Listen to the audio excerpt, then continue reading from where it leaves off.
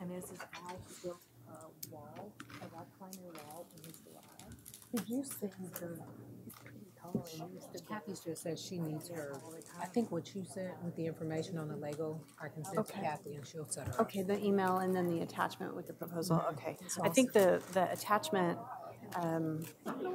it was her email that had the price in it, and then the attachment had the schedule. Obviously, safety mistake. Yeah, I mean, because what would be worse? Let's see. Not happening in that situation. I really wanted to, but I think like just to lose money, like Monica hasn't even money yet. Yeah. So it's like When do you go to When do you go to? Yeah. on the 28th. So Yep. His admin is. Just love that dress. thank you. I was my 50th anniversary. So I just got back from like 5 years ago going to Florence. Oh, retirement's on the person that we don't, right?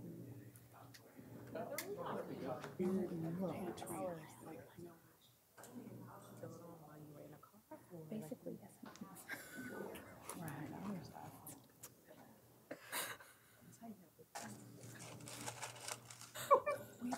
A little delirious, but and I can speak by. And the engineers recognition, but we also need personal report. No. Oh, the ADs. You went to. What do you? Can you tell me what to say? I think it's in Dawn's email. Oh, is it?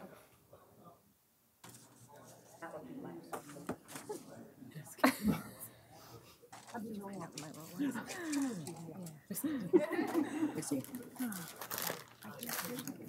I better go grab a napkin.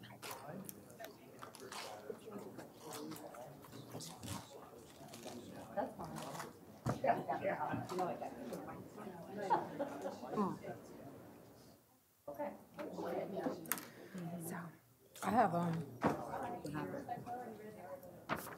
think. 6 o'clock, so I suppose we Do you need this to read though? yeah. Can you hand it back? I thought she was going like write it down or something. Okay. But I'll pass it to you. Okay. I know, right? Yeah. So they're not here? Am I on? There we go. All right, good evening, everybody. We'll get started with our work session. We'll have Kyle Hayden come up and introduce our presenters this evening from Clark Huseman. Okay, thank you. Good evening. Kyle Hayden, Chief Operations Officer. I'm going to say just a few brief words before we get into this presentation, have Steve and Jane come up here. But this is our third presentation, actually fourth if you count the College and Career Center on different projects. But just want to remind everybody the projects we have in construction are well underway. College and Career Center, which I kind of like to refer to as an expansion, a major expansion of the College and Career Center, but it's also in tandem with the Boys and Girls Club Teen Center construction. If you were to drive out there now, it actually looks like a building, and it's almost doubling the size of that facility in that campus. So that should open, is planned to open in August, so, and we're right on schedule and in budget, so that's looking really good. At Southwest Middle School and South Middle School, we are underway in week 3. If you were to walk in there now, it looks like a construction zone. There's a lot of demolition that's happened, and we'll start to build back here just in the coming weeks. So things are on track there. Once again, completion by the start of school, and so hopefully that will all come together on time, and we're confident in how it's going so far. And then Free State High School, you're not going to see a ton over there as far as activity, but the new parking lot is going to go in on the west side, along with the sidewalk that connects it to the athletic fields. And then they're doing some work in the classroom wing this summer, some lighting improvements, some corridor flooring improvements. So there's some things that are going to be happening on that site, and they're happening as we speak. So, and that project, to remind you, on Free State will continue all the way through next school year, all the way through next summer, and be done for the August of 2019-20 school year. So to talk about the projects in design, specifically West Middle School and Liberty Memorial Central Middle School, We are at a point of being through with design development, which means that we're right at a point where we feel pretty confident with our budget that we can proceed into construction documents, and that will continue over the course of the next several months through the summer into the early fall. And if our pricing, we feel like our pricing is really good, that we should bid those projects by late November, early December, and bring those to the board approval by hopefully the first December meeting or the first January meeting. So the same is true for Lawrence High School. So the next board meeting, we're going to have a work session to show you the design on Lawrence High School. Once again, we're right at the end of design development there.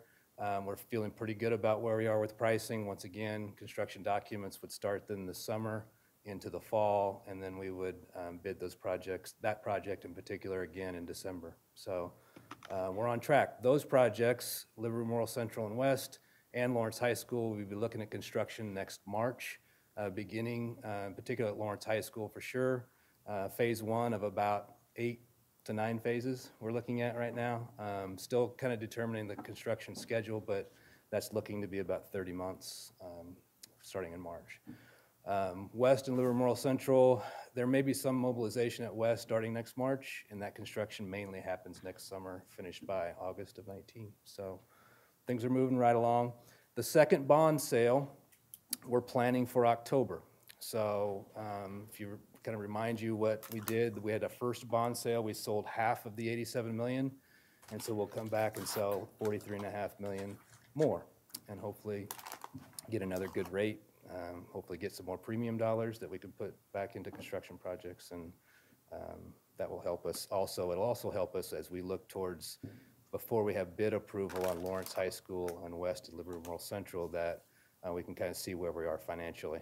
So it'll be a position us well, I think. So, are there any questions about that before I turn it over to Steve and Jane? Okay.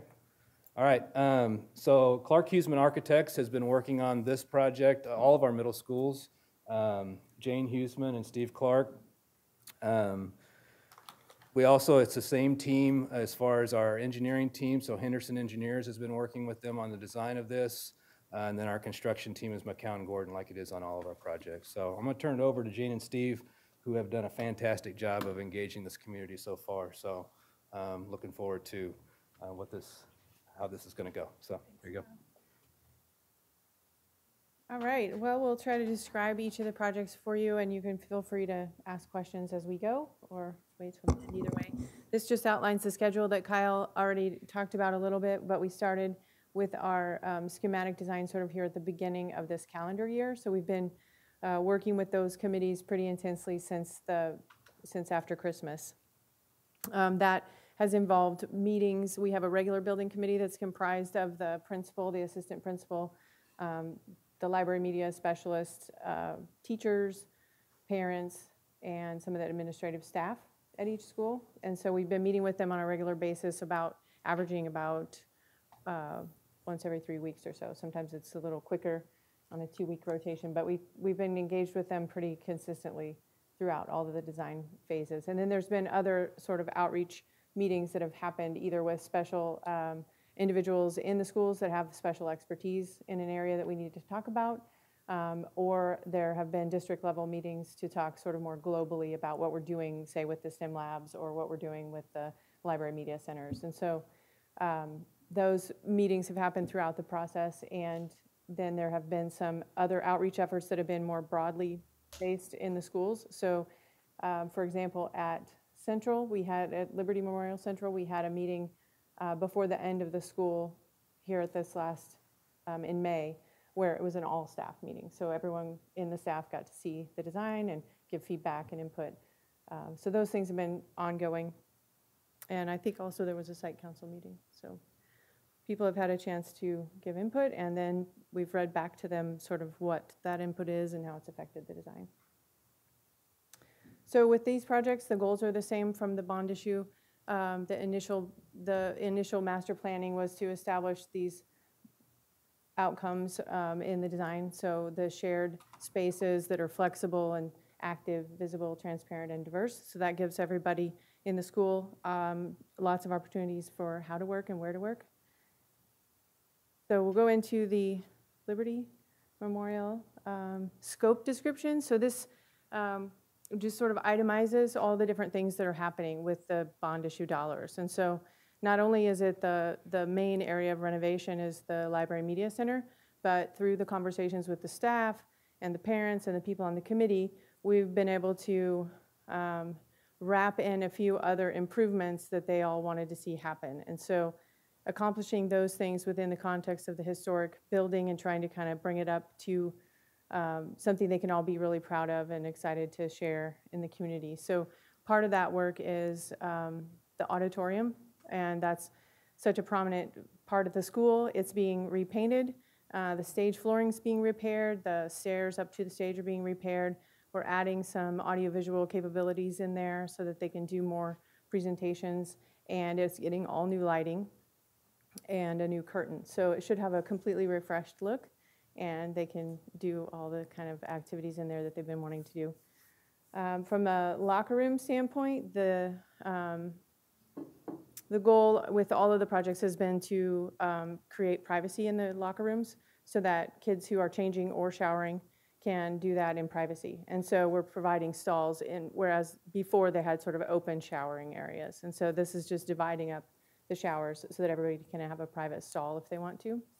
And so that's happening both in the boys and the girls' locker rooms. And then particularly in the girls' room, the room is sort of worn out a bit. And so it's being updated throughout to be more consistent from a level of finish with the boys and with the other schools.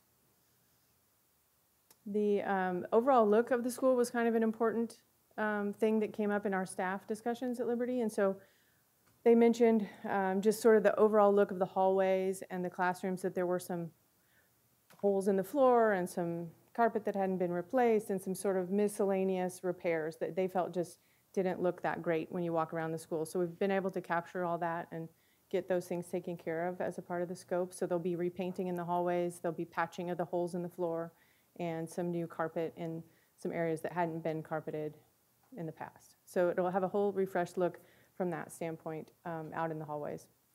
The hallways also will be repainted, so we'll have a chance to kind of update the look of it and refresh things. It also gets all new lighting throughout every room in the school, just like all of the improvements are, so there'll be LED lighting, which will be so much nicer and more controllable.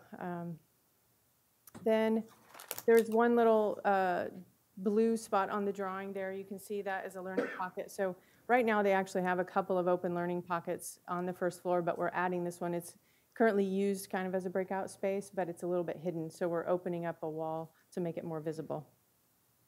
Then there are roofing repairs that are happening as a part of the project, and some refinishing of the railings. So there's a lot of wood handrails on all the stairs throughout the school, and that's one of the kind of historic pieces of the building too. And so they're a little bit beat up and the finish is worn, and so those are all going to be refinished as a part of the project to kind of help, again, with the look of everything. Second floor, this shows the media center. We'll go into a little bit more detail on it. And then those two little blue areas are also a couple of content creation rooms. So those are glassed-in rooms where media can be created, or groups can meet and talk and be somewhat separate from the corridor a little bit, acoustically separate but visually open. Then I think on the second floor, there's, other than the work happening right in front of the media center, oh, I didn't mention in the auditorium, those are doors on the balcony level of the auditorium that open to the hallway right across from the media center. Those doors are going to be replaced right now just to sort of help with acoustics, and they're old and rattly, and so it'll improve the auditorium experience to have a better set of doors, but it'll also separate the sound a little bit better from the corridor to the auditorium. And then on the third floor, we're also creating 2 more places to study in those little blue areas. One of them is just open to the corridor. The other one is glassed in as a small meeting room that students can be sent to when they break out of the classroom. And then there's the skylight. So this is if you've seen that skylight, we have some renderings of it, some proposed improvements. This was one of the things that the committee asked us to try to fix as a part of updating the look of the school. Did I miss anything? Did you go into any detail about that? There was The skylight? Well, we have pictures of it, so okay. I think we can show them that. In terms of Right. well, you can see it here. So this is the existing skylight. So it's a leaded glass element that's not able to be cleaned because of how far it is off the floor, and it's kind of in the attic, and you can't really get to it from the attic. And so they ask us to figure out what to do. It does let in light, and it makes the third floor really nice to have all that daylight. So what we have proposed is a solution that, this is just a computer view of it, but basically we would open up those openings. Those are the existing 3 openings, and we would just frame some drywall above them up to the actual roof, because it's farther up. It's about 6 feet higher than where the ceiling is. So there's a sort of a space up there that would just become drywall and let the light down into the 3rd floor. All right, so library, do you want to do library? Sure, I'll do the library. So there were really a couple things that we heard sort of loud and clear from the people that we talked to at Liberty on this. One, a real interest in making sure that we took an approach that was sensitive to the existing historical fabric that was there. If you look in those hallways, there's not that much that's there in the hallways. If you look around, there's a few elements that we can identify, and that's the molding in the library and some of those sort of elements in the library, the doors and some of those things. So we heard that loud and clear, that folks really wanted us to not remove those elements, to not change that feel. Second, we heard a lot about this issue of acoustics. And so unlike the other 3 middle schools that we're working at, where we're allowing the library to be more open and allow the edge of the library to blur a bit, so that you may find yourself sitting down in the library at the sort of front porch that we're calling it, and sort of move into it as a more open common space.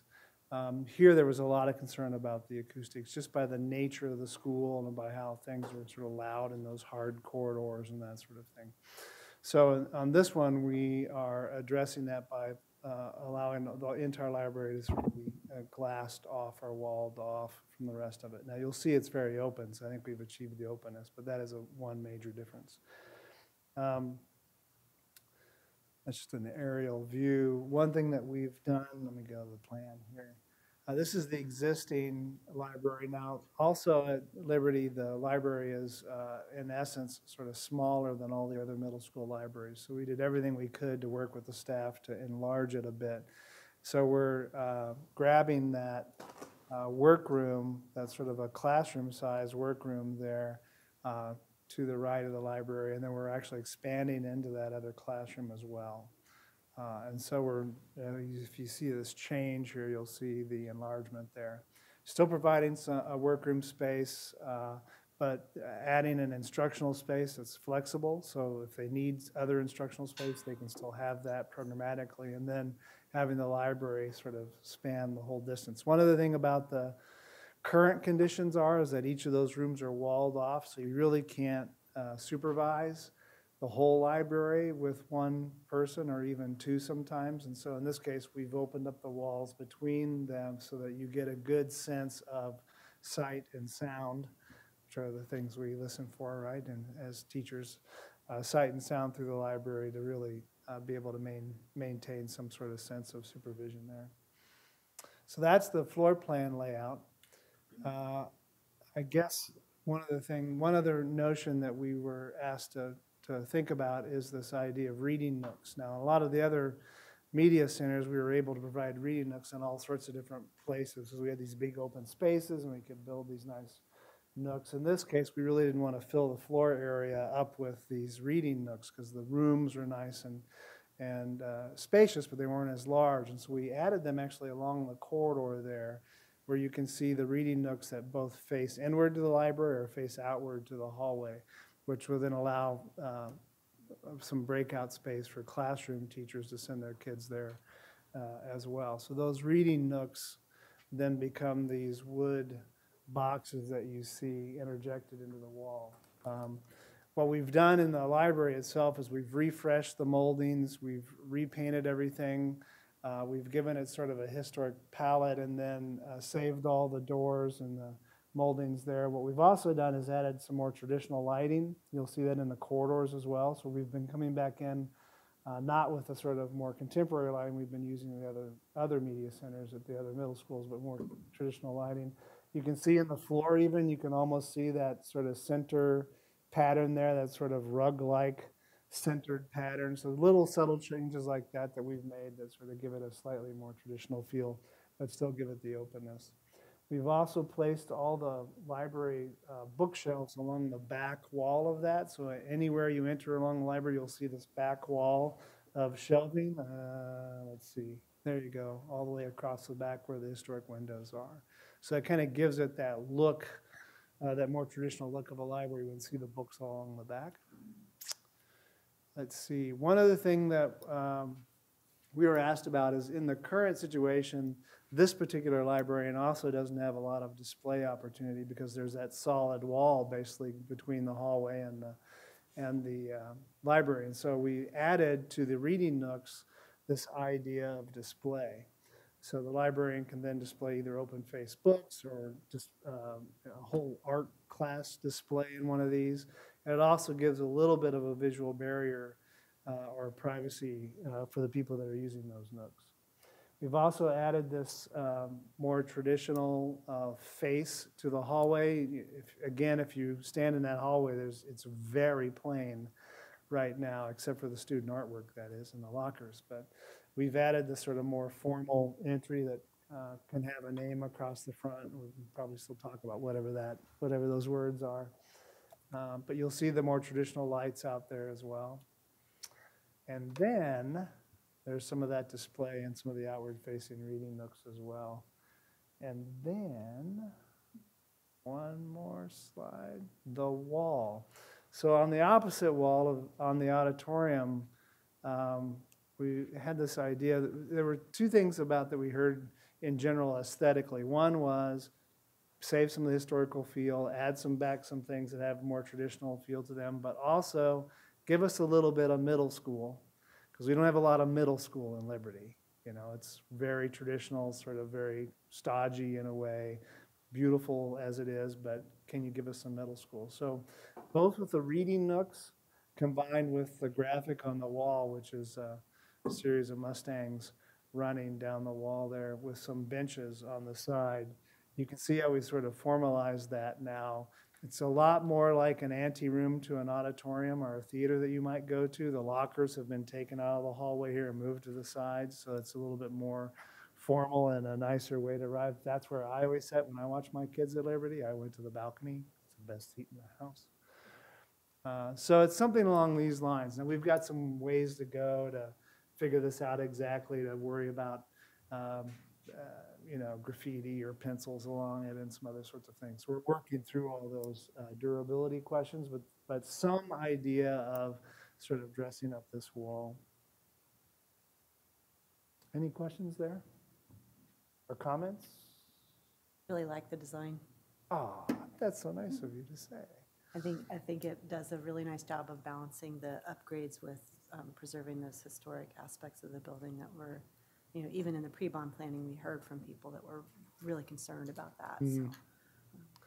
Also, I should mention that in other areas of the school where we're doing lighting, like in the first floor corridor where we're replacing light, we're going to be adding some of these more traditional lights down there too. I don't know if you know, the ones that are there are these kind of weird, small, I don't know. Sorry, Tony, did you pick those out? Sorry. These sort of small, slightly. They're sort of like replica looking. They're kind of pictures, replica. but we thought it would be nice to just sort of tie things together from the first floor to the second floor. The one question I have is in terms of those skylights, obviously the look of them from inside the building as they are now, it's hard to tell what kind of condition is above them. Is all of that up on the roof in good shape, or will we have to do some repair on the structure above? I think those skylights themselves are in good shape. We're going to have to add a lot of that drywall up to sort of smooth out the edges of the shaft. Mm-hmm. There's quite a bit of work to do that, but the skylight itself, I think, is in good shape. It's not very old. It's relatively new. Were put in, but they are modern skylight that's pretty, it's not leaking as far as we can tell, so. Yeah, good question. All right, West? Anything else? Ready for West? Yeah, Yes. West is very different. All right, so at West, from a scope standpoint, this project encompasses more than just the Library Media Center. It was always planned to be a full HVAC replacement also, so it's much more comprehensive as far as the amount of work. So not only are we doing the new HVAC systems and the new lighting throughout the building, but we are also adding fire sprinklering. So right now, this was the only middle school that wasn't fully fire sprinkled, and it had parts of it that were. So the work we're doing here will complete that picture so that the building is fully sprinkled. Which is a very smart thing to Yep. do, because it sets the school up for other projects down the road that have to deal with the code issues that helps us solve. It's a great safety thing to do for long-term. And so there are roof repairs along with that, and then there are kind of the similar areas of scope, such as the locker room improvements, and a similar strategy there where currently they have a big bay of open showers, and so we're going to be dividing that into individual shower stalls. And then also we are adding one private restroom to sort of complement they have a couple others already, so there'll be some ability to have private restrooms throughout the school, which I didn't mention on Liberty, but they already have that going on there, so we didn't need to add it at Liberty. But here we will be adding one as a part of the Library Media Center area, and then one up by the gyms. So then beyond that, if we look at just what's happening with the Library Media Center, there's a couple things that sort of are outcomes of that. One is the area in purple is the admin suite. So there are some offices being displaced, and that's some of the student services, counseling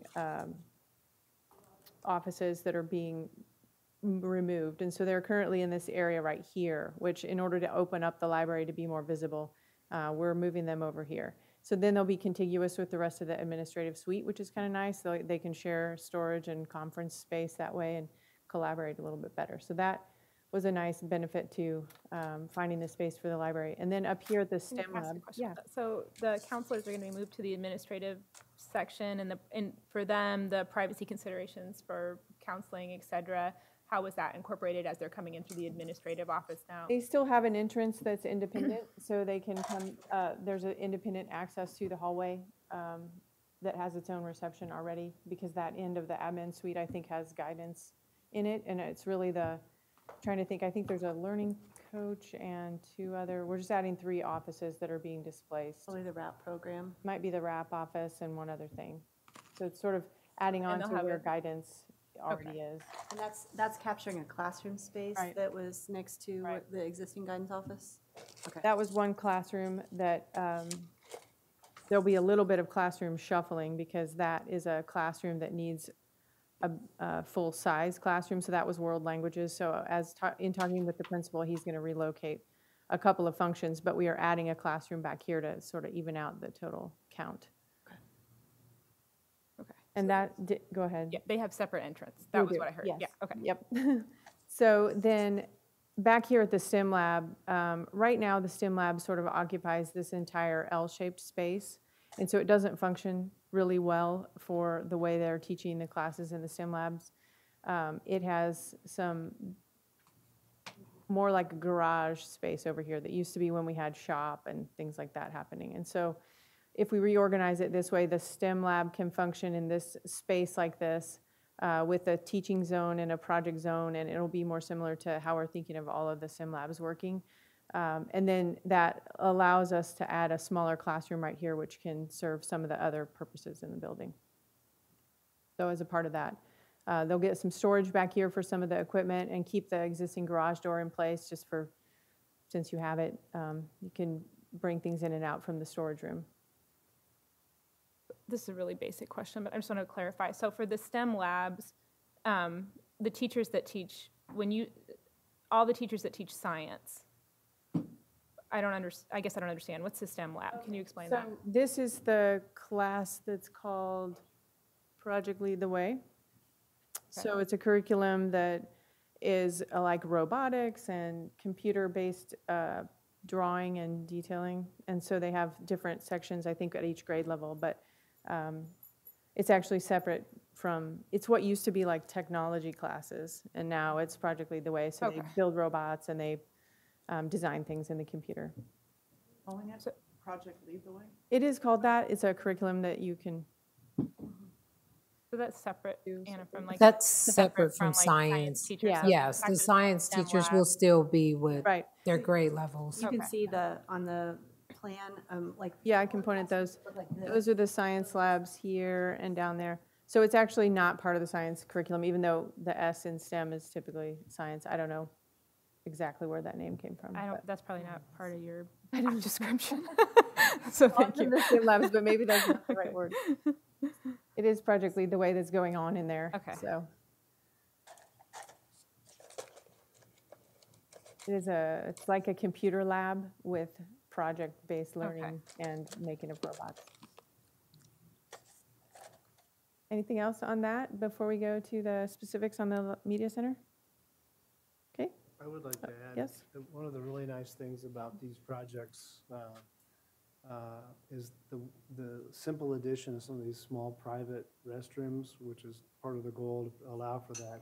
By locating that one little green one up there by the gymnasium, that also provides the chance for kids who don't want to change in the locker rooms at all to be able to just pop out to that, change in there, and then head to their activity. And so it's a simple move that really, I think, will help a lot with that for people who want to choose that. So.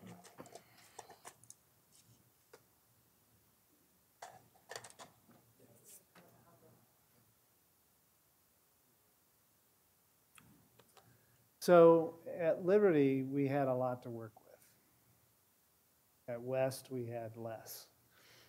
West is, as you know, sort of a vintage egg crate kind of school. The people there are all fantastic. The architecture is pretty monotonous. It's these concrete columns that are in these grids that sort of, run through the whole school. So our approach in sort of opening this area up was to, in essence, sort of add something to this somewhat oppressive sort of geometry that was there with all these columns and concrete and so forth. And so what we've done is, sorry, did I say that? Did I say oppressive geometry? That was, okay, sorry. My bad. Guess I can't take it back, can I? So what we've done is a couple things. Primarily, we've come in with a different geometry that basically just announces, hey, here's something really new has happened here, and this is the grooviest place in the middle of the school. We've also, though, opened it up not only to the corridors. You can see that sort of front porch area, that landing spot with the furniture sort of out in the front where you can just kind of wander your way in. We've also opened it up to the primary traffic way of the school up on the right there. So while we've got private spaces and sort of spaces that are towards the back that will allow for instruction and private study and so forth, we've got this open edge where the current ramp is now. What we've also capitalized on is by adding to the ramp. We're not tearing any existing ramp out, but by adding to the ramp, we can also improve its ADA situation, which is just doesn't meet current codes from when it was built in the past. And so we're improving on the ADA situation relative to that primary walkway, and we're connecting to the outside. So you'll know that those two courtyards on either side of the hallway there, the one at the top with the pond and the one at the sort of middle to the right there, we can now provide a little bit of chance to get out there, provide daylight and view to those, so at least you know if it's snowing or raining when you're in the library, whereas now in the library you're entirely sort of shut off from any of that other activity that's out there because of the lack of sprinklers. And so we've opened it up to the outside. We've added this new groovy geometry, and then we've addressed the ADA through the corridor there. So probably could have been talking about this the whole time. This is an aerial view that sort of has the roof taken off, and you can kind of see down into there. The blue piece to the top is where the enclosed instructional space is. And then you can see where the tables are sort of arched at the bottom. That's the open instructional space. The two content creation rooms are those two square boxes there. And then the reading nooks are those three blue flag pieces that are along the edge of the walkway there. Those are open reading nooks. They might have some whiteboards and those sorts of things in them. Add to that? Well, we kind of extended the platforms, so when we modify the ramp itself, we actually extended those levels into the library so that you have a little more differentiation in the space and the levels, and those are all still connected by the ramps, and so they're all accessible, but they provide little different zones within the library. And again, we're not tearing anything out there. This is all sort of additive to the space, so it's fairly economical to do. So some views. This is a view as you walk in the front door. So as you face directly ahead, you see the revised ramp there, kind of going up through that hall that you're probably familiar with in the school. To your left is the entirely opened up library. Probably a before picture here would be really good because you couldn't see anything there. You can see the reading nooks sort of marching up. And this is the interior. We have some acoustical treatment that we're doing at the front porch. You can see the Genius bars as they sit in there as well. You can see the project room up at the top there with the glass in the back. And then I think there's a view Looking toward the ramp from the far side of the library. Yeah. So where you see that door kind of in the middle of that window, that's the door outside to the courtyard. This is a view where we've got some reading steps that have been created at the end of the project room. As you can see those just to your left there, that's the start of them. They're all the way along that piece. And the content creation rooms, side of the reading nooks, and that's it. Questions? So I'm more familiar with this building because I have a student here. So right now, when you go up that hallway in the ramp, you butt into that weird landing that goes into the sixth grade. So so am I right in looking at those images that comes completely out, right? To remove the big doors that close that off when we add the sprinklers. Okay. So we can open that up more, and then we can rearrange the ramp a little bit on the way by it so that you don't have that big barrier sticking out. So one of the things that we talked about early on in the planning was the ability for the sixth grade group to use that area, that big room, as more of like a reading nook or study, a breakout space. Is that part of the plan still with furniture changes? That is the goal, is to, we're not making very many architectural changes there other than taking out that doors, but then providing some furnishings in there that would facilitate that kind of activity. So am I right that on the picture that's up? Yep, it's just off the corner there, right? Yep, it's where those two columns are there. Right now, there's those big, thick openings where the doors are. Okay. Show it here. Oh. So. Oh, yeah, okay. That's it right there, Yeah. that area. That then will be completely open to the hallway? Right. All right. And so what's nice about that is really this connection to the outdoors directly across here and then directly across here. So we've been kind of. There's no door currently out to that. We're going to make a door there so that can be used. Right now we have in the plans just a small patio being created there so that you can come out onto a platform and maybe there's a couple of tables or something that people could use. And Same then with over here. That's what the green signifies? Okay. In the picture where you can, in the media center where you have access to the outdoors, there's, I think it's a 4th slide from the end. That one? Yeah, so how does a person, speaking about ADA, how does a person who, I only see Ramp step is access, not so visible. there's a ramp. Over here. Okay. There's little bits of ramp. Okay, I see it. Yeah, so you can connect at each of these midpoints on the ramp to get over on level. And I think at a December meeting I was at, Vanessa Sandburn asked questions about the furniture selection and ADA compliance, and that seemed like something you guys were on top of as well, in terms of the varying heights. So a lot of them are high bar. So having had a kid in a wheelchair, that's a really complicated situation. So As we select the furniture, at least, we haven't selected it yet here, but we've been working to make sure that everything we provide is either adjustable in height or we provide multiple different levels. sizes of the same thing. Okay. So you can even see at the Genius Bar there towards the back, we've got a low and high versions. Okay, great. Thanks. And it fits in just fine. It's really not that awkward to try to do Yeah, that yeah. because everything is, the intention is to provide a lot of diverse places to work and different ways to work. And so it kind of goes right hand in hand with that. And she utilized Central. So thinking back to Central, that was very complicated for her to maneuver, and the classrooms were not set up in a way that were, because of the age of the building, et cetera. So some of these lovely things that you've done at West that make it really accommodating, have you been able to address some of those issues at Central or thought about those in different ways? It's similar there. I mean, they do have the stairs and then they have an elevator. So it's the only middle school that's multiple. Well, I guess South is multiple levels too, but I mean, actually in the rooms, she did not have space. Just working space around Yeah. the stuff. There was none. Like utilizing the labs, like even utilizing the media space, it was very complicated. Crowded.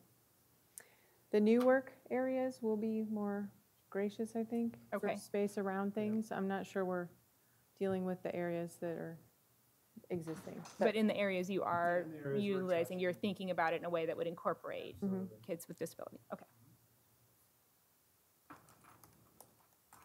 I'm also really excited about the design here. It will be transformative of that building when you walk in the doors to have that space open to the rest of the building. It's really cool. Can't see with these renderings is the amazing colors that you can get in some of the furniture too that will really make it look really, really cool. You'll see that in More middle school and less institutional, right? Yeah. Because we haven't picked that yet for this. Yep. We didn't- Do board members have any other questions for Jane and Steve? Really nice work. Thank you. Thank you. Thanks. Hey, so anybody have any additional questions for Kyle before we wrap up this part of our evening? Nope. Okay, then I'm going to call a break until our regular meeting begins at 7 o'clock. Thank you.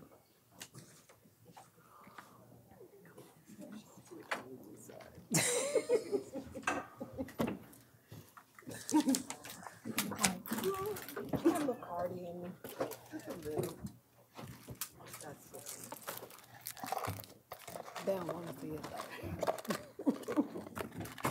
Nobody. We could handle it. We'd be like. Would you leave it taking a break?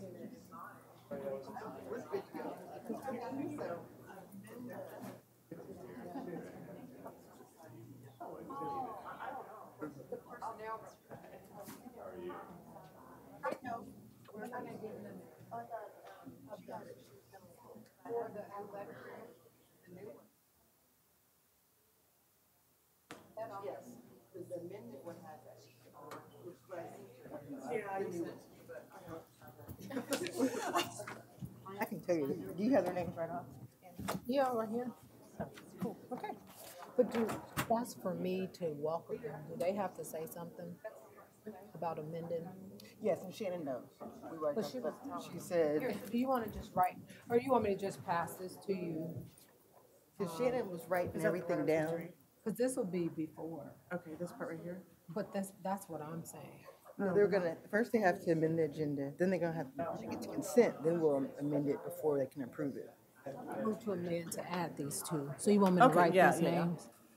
Or do you want to?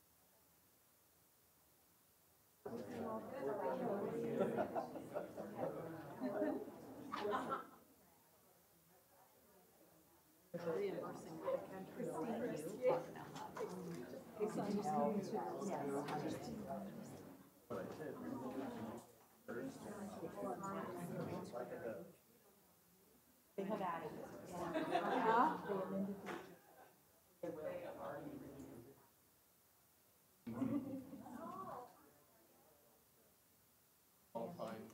So we will have portages sometime that we can, and then big months. Right. No, I wouldn't. I wonder.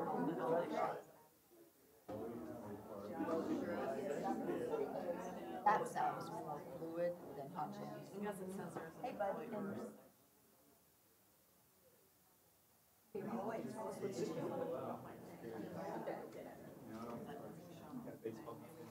Oh, you do yet tonight?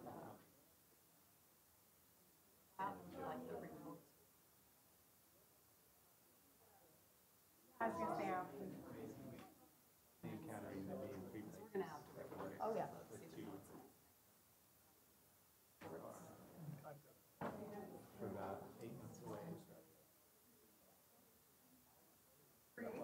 Head on out. Right, right. Yeah.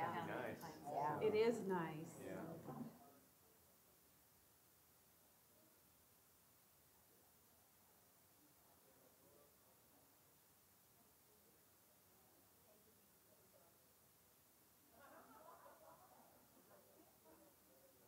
So I haven't saved it. I said I had to go home and at least. You look cute. You can grab my sandal. Yeah, I will. Hey, how are you?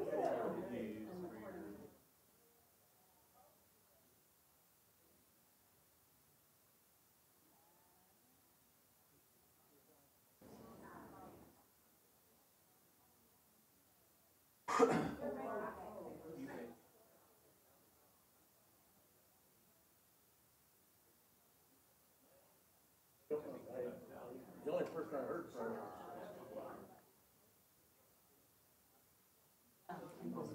It refers to the portal. I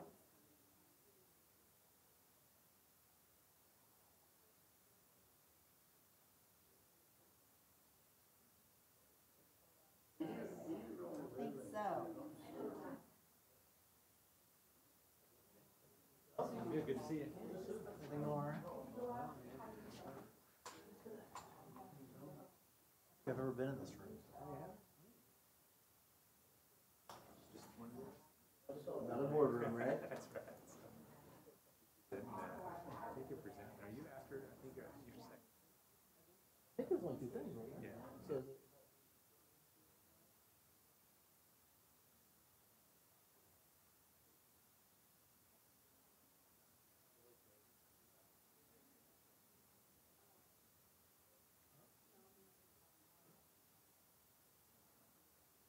Recognition, I think.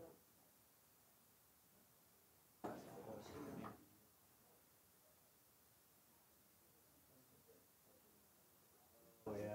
But I don't think I'm like, Very good. was that was your friend? So did she kind of you into it? She was on the nail painting kick, which is very cute. Okay, this is up here. You don't want to have people call me from weird numbers.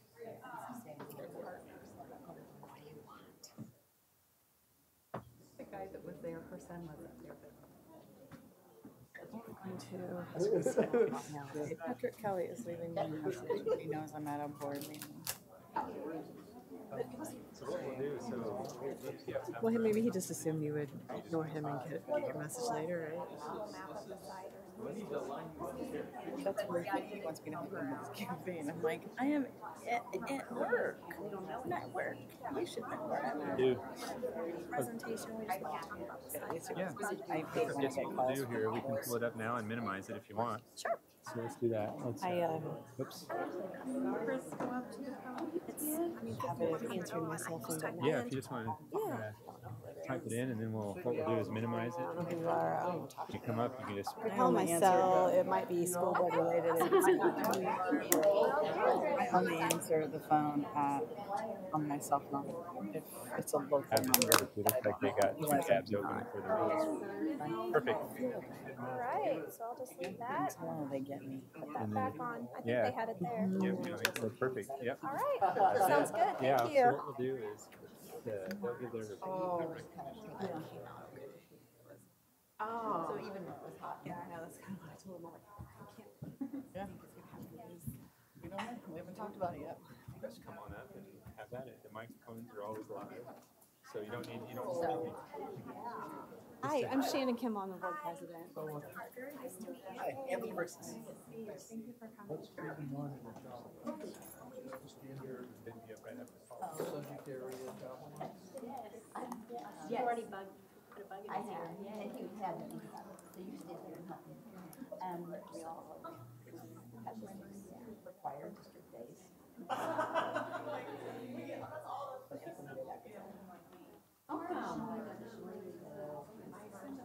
Or job. Separate. How you been? Kid stuff.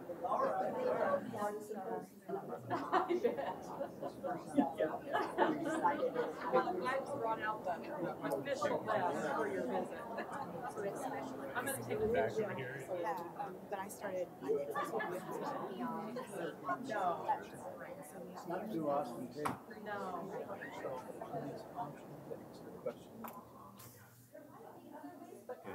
The same order. It's not nearly as busy as KSB, but it's just. Principal doesn't control timing. Right, so that's what I'm saying. But I know I oversee every president when they're down there. Like, here's your folder. Here you go. Yeah, so in the meantime, So we don't currently read Some do, that's what we're getting clarity, because there are some that will say, you're not going to your job like, I need to hear the date meeting. Because that's what our BLT collectively agreed to, so it's usually. So.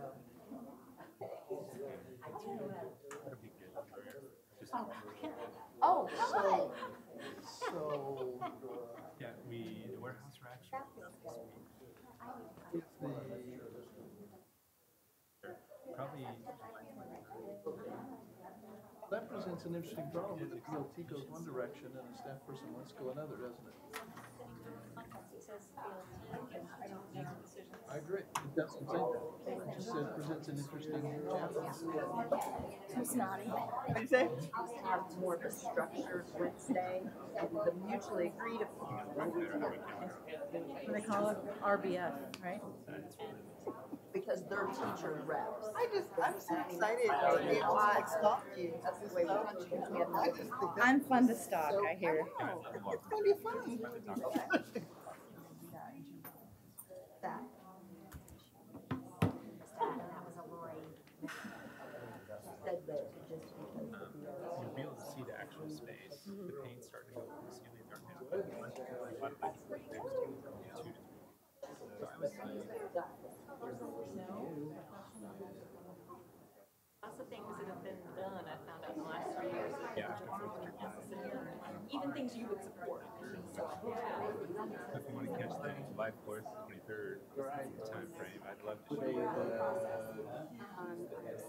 There's a few that in terms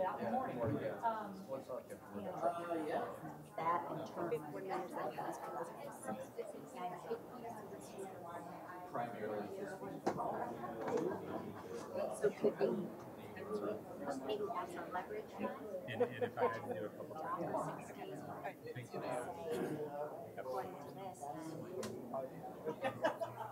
Appreciate it. Well, then they would. Well,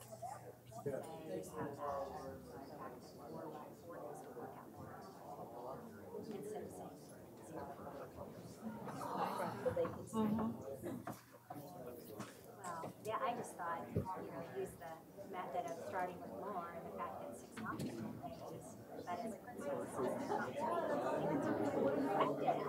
have been different. Okay, how about 4 options? Probably. I mean, I guess 4 in here is exactly what we have.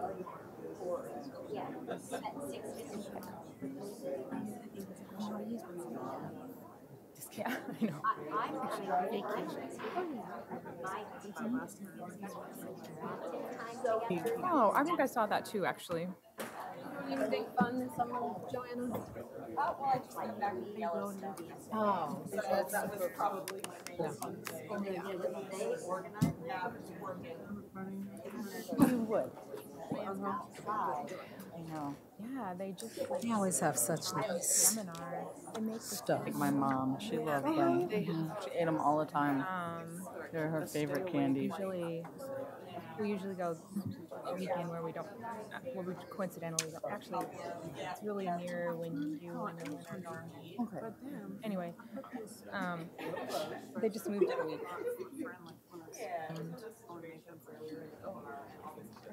Not like, I don't know what's word reaction. If I didn't, Like on top of summer. because the girls ended up wanting to go if I didn't go. So then Well, no, I understood on that.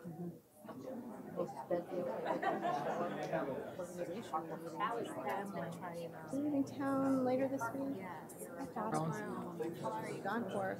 I know. Love it on there. But I'm going to the Avid conference, so I'll still be on email. I don't know how many, a bus left this morning. I don't know, what about 30, 20 to 30 staff members, Denver. Yeah. So it's a good, I it's think one this of our is my water. probably I'm just gonna go for it. best initiatives that we see. You can track results. It's good for kids, so. And the staff that do the trainings. It's really good. Listening to our commentary. Because they can hear us. Out of Oh, town. no. Wednesday night through Monday. Thursday night through Monday, you're out of town. he also felt like, you know what? Oh, well. Entertaining. I feel like you should just be there. Like that just doesn't happen for people. Taking the family to Las Vegas. Where are you staying? We're staying at like a actually a Hilton Vacation Club property. Oh. Which one? One right next to Flamingo. There's the Alara or just the Hilton? The Alara, the new one? No, the one we're staying at. It's not. I forget what it's called, but it's not that one. But Jason and the boys are going to do a thing. Shit. That's Okay. I've stayed at the one like all the way at the end of the strip. You know, it's nice. Well, it's a good setup because it's big enough. My mother owns a house. It's big enough. We'll have a bedroom. She'll have a bedroom. There's beds for all the kids. You won't be taking down to the strip. I'm always mesmerized by the people walking down the street. At 10 o'clock, my mother-in-law will probably do some stuff. I'm talking about night, not during the day. I'm talking about like the people are out at 11 o'clock. Yeah, I got this. Yeah, I felt really bad about it, but I just today just was before we had kids. So treat a win-win.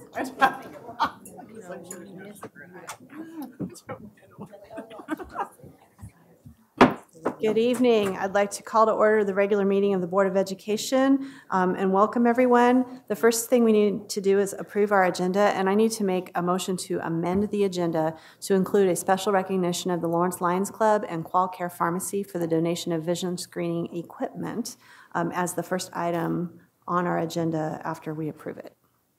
Second. All in favor? Aye. Okay, so we will move on to our special recognition this evening, and I'd like to call Sonia Gomer, nursing facilitator, and Christine McPherson, the Kennedy and Prairie Park school nurse, up to the podium, please.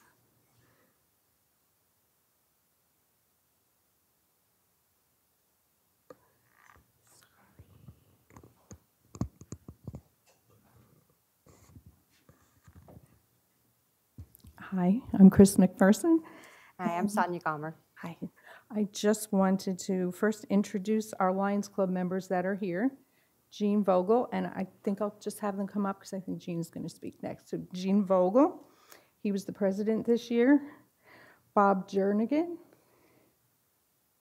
Mary Gordon, and Gary Beasley, owner of Qual Care Pharmacy, couldn't be here tonight, but also we had another donor for that machine, and that was John Bradley.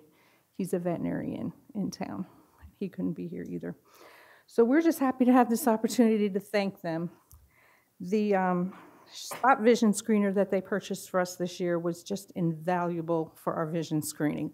We used it at Kennedy and Prairie Park and at early childhood special ed screenings and community screenings. It's much more effective than the charts that we've been using. We had a lower referral rate, and the referrals that we did make were more accurate. So, Sonia, did you want to add anything?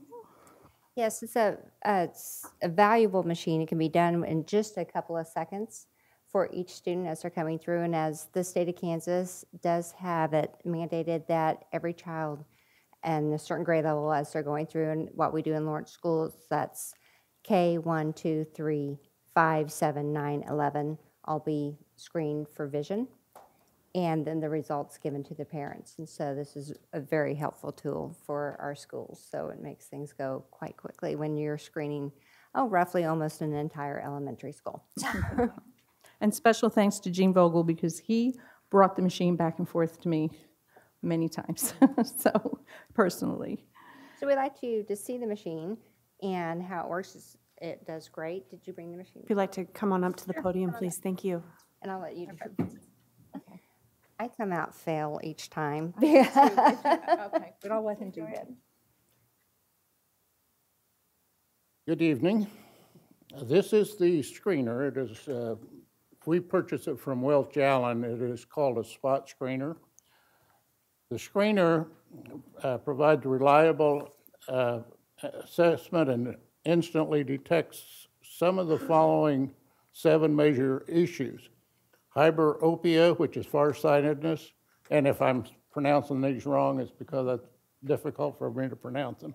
Myopia, nearsightedness, astigmatism, which is for blurred vision, ansiometropia, which is unequal refractive power, gaze, which is the eye alignment measurement, and anoscoria, which is an unequal pupil size.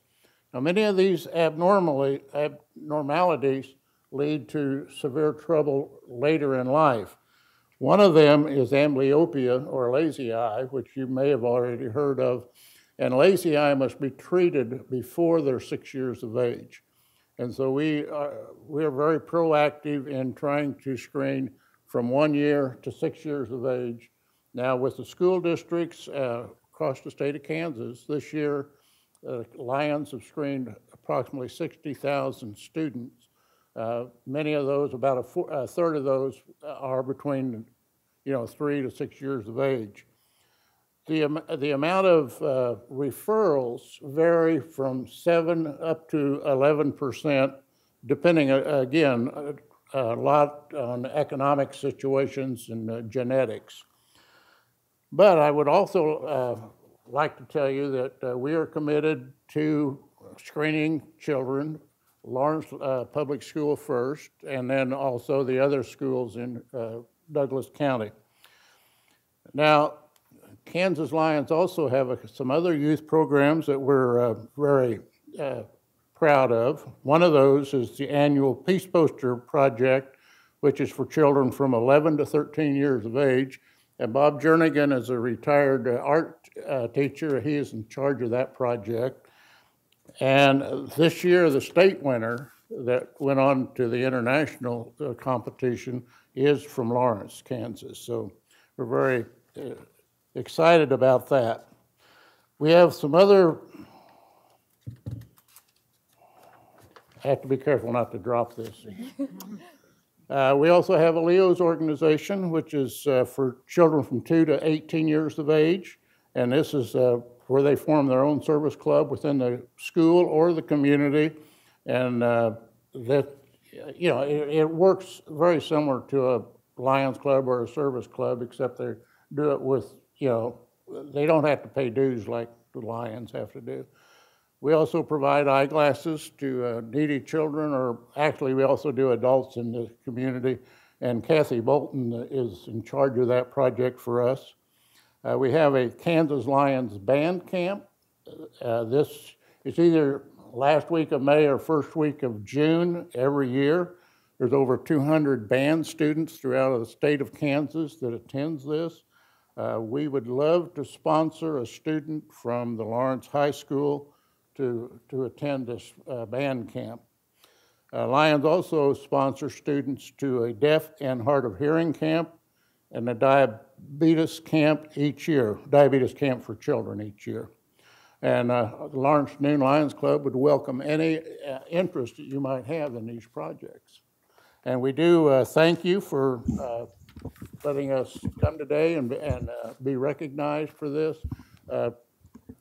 Dr. John Bradley and Gary Beasley actually provided the money for it. Mary Gordon, a retired teacher from this district, actually is instrumental in that she got them together to do that. So we are committed to the youth, and just thank you for all the service you guys do, especially being proactive in the site. Okay, thank you. Thank you very much.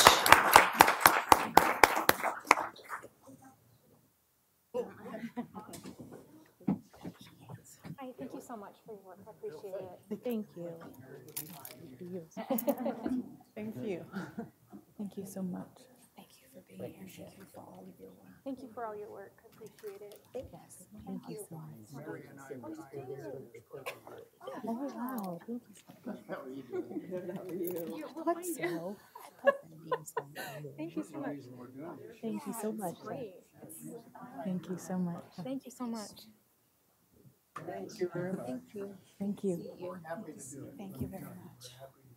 Thank you. No, good to see you. Thank you. I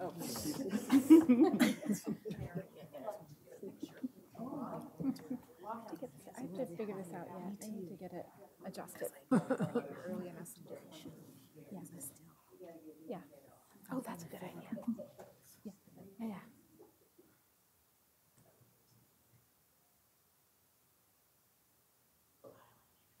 Thank you again for all that you are doing for our students in our district and for working with our staff to be able to provide this. We really appreciate it.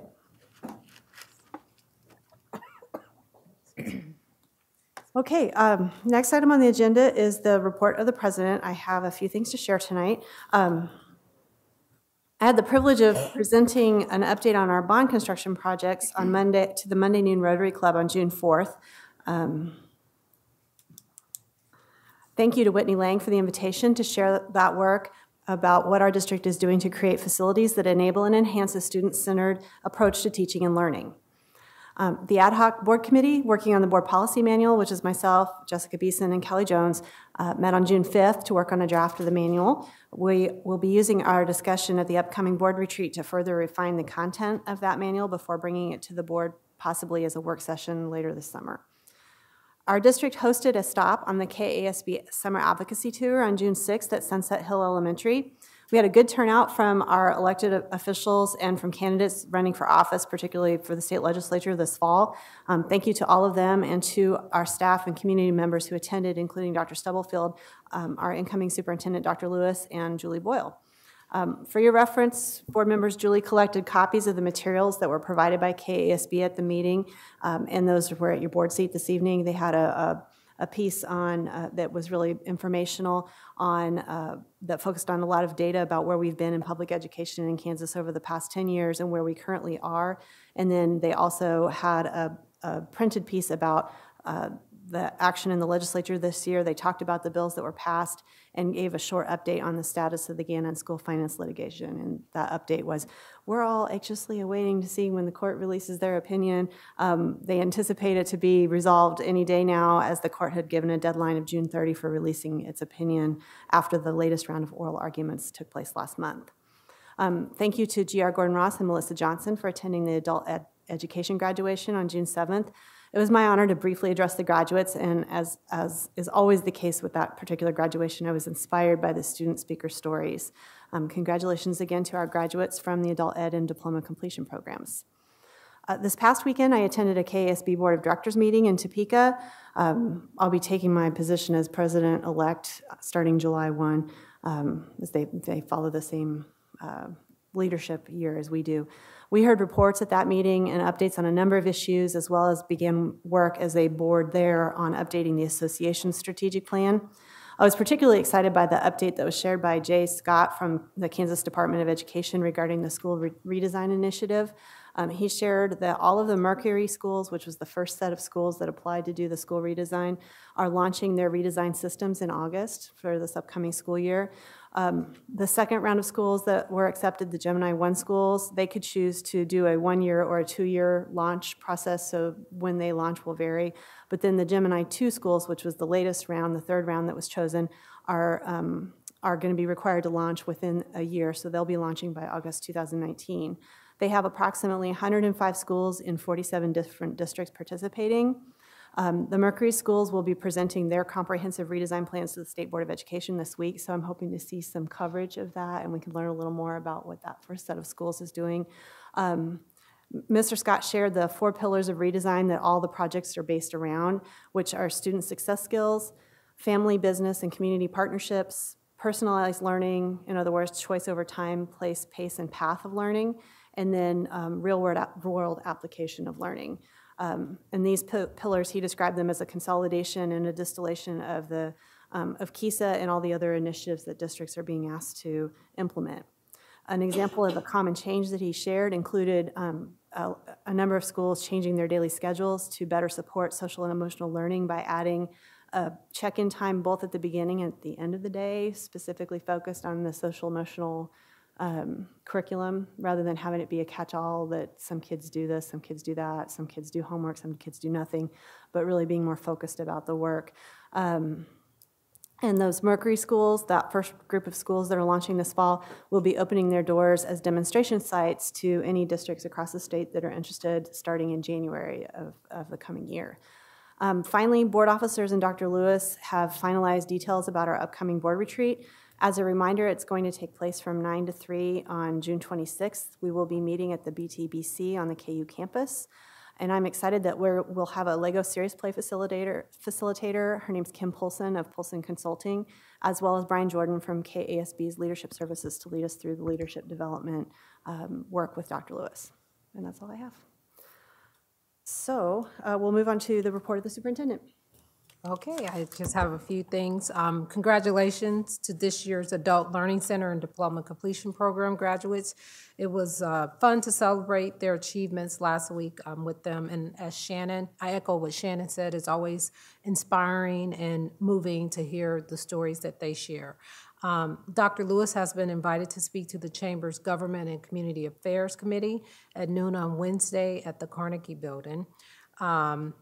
The summer food service program started last week with good attendance numbers. Check our district website for the list of locations serving free breakfasts and lunches for children and youth this summer. The board tonight will hopefully approve as a consent agenda the hiring of assistant principals / athletic directors for Lawrence High and Lawrence Free State High School. John Hilton comes to Lawrence High School from Olathe North. And Amanda Fonts joins Free State from Olathe East. Both have taught, coached, and served as assistant principals and athletic activity directors for a number of years. We are fortunate to have them join our high school administrative teams. We have started moving into our new warehouse facility this week at 711 East 23rd Street. This will save us $15,000 to $20,000 a month in the rent for our current lease space. The high school start time advisory committee, community members who and parents who have applied to be a part of that committee will be notified this week, and we are hoping to have our first meeting within the next week. Those who were not selected will also be notified and invited to be a part of one of a focus group so that we can make sure that they're still included in the process. The June 25th board meeting will begin at 6 o'clock with a work session to review the Lawrence High bond project plans. Thank you. Thank you, Dr. Stubblefield. Okay, the next item is patron commentary. Do we have any this evening? No? Okay, great. No, we'll move on to board commentary. Oh, I just wanted to share, I don't know if a lot of individuals know, but we do have a Sister Cities program. As you drive and you come off the highway, you see little signs that says Sister Cities program. Currently, there are about 14 students from our district that are in Eutin, Germany, and they're sharing a cross-cultural experience. And at the end of this month, I along with a teacher from West Middle School will be chaperoning 19 students throughout the district. This year, we have a few students from parochial and private schools, but it's something that we do every year. They have had this Sister City program in Hiratsuka, Japan for over 20 years. And I think oftentimes it's just word of mouth. So it's there as an opportunity for our students to have a cross-cultural experience, and usually when they go there, they come back and a changed human being. They have an appreciation for the schools, what we do in the schools. One example is they don't have custodians, so the students clean the schools during their lunchtime. So they're like, what? They don't have custodians. So it's just a wonderful opportunity. And come September, we usually visit the schools during their back-to-school nights or open house, and that's an opportunity for students from grades 7 through 12th to apply. So, and it's a collaboration with our city commissioners, a Sister City program. So, just wanted to share that. Thank you, Melissa. It's good to know about. Any other board commentary? Great, we'll move on to our first item this evening, which is our consent agenda. Consent agenda items are those that are considered routine and are adopted by one motion unless any board member or the superintendent requests that an item be removed. The item or items removed are voted on separately. I believe we need to make a motion to amend. I move to amend the agenda, or the consent agenda, to add John Hilton and Amanda Fonts to the personnel new hires. All right. Beeson? Yes. Fincher? Yes. Johnson? Yes. Jones? Yes. Kimball? Yes. Motion passes 5-0. Thank you.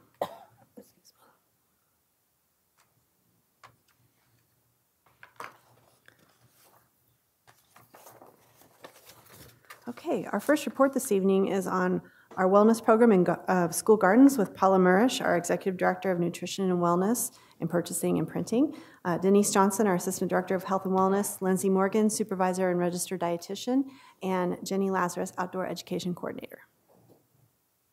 Thank you very much for the opportunity. We're very excited to have the chance to give you an update.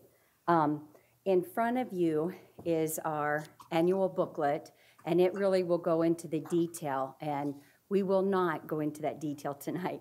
Tonight we're going to focus on the aspect from staff and students. And so with no further ado from me, I'm going to have Jenny come and talk about farm to school and garden. Good evening. My name's Jenny Lazarus. I'm the Outdoor Education Coordinator for the district, and that is an awesome title that involves a lot of farm to school programming, all of which is highlighted in the booklet. But farm to school includes a lot, local food procurement, relationship building with local farmers, farm to school experiential learning activities such as the field trips and nutrition cooking, or nutrition lessons is new this year. And then one of my favorites is school gardens. And to tell you a little bit more about one of the school gardens that we have here in the district is Lori Greenfield. She is a second grade teacher at Prairie Park Elementary. Hi there, and I have some guests here with me today, so I'll have them come up too. I'm Lori Greenfield, and this is Sylvia, and I'm in 5th grade. I just graduated 5th grade. Chelsea, and I just finished 3rd grade. I'm Reese, and I just finished 2nd grade. I'm Grace, and I just finished 1st grade. All right. So in the beginning, our gardens looked like this. We had a Girl Scout group in the spring of 2015 that decided they would like to help our school and create some four raised beds. We found very quickly that we had drainage issues, and so lots of rock was brought in, and we continue to have some drainage issues, but we are learning a lot about that.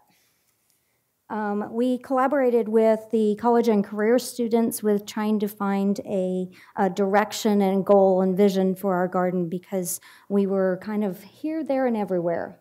So they helped us design the area that included the 4 raised beds, 8 smaller beds, benches, an outdoor classroom, and a fence and a wash area.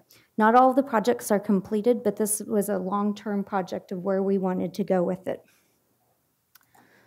So quickly we added the 8 smaller beds, and we were ready to plant.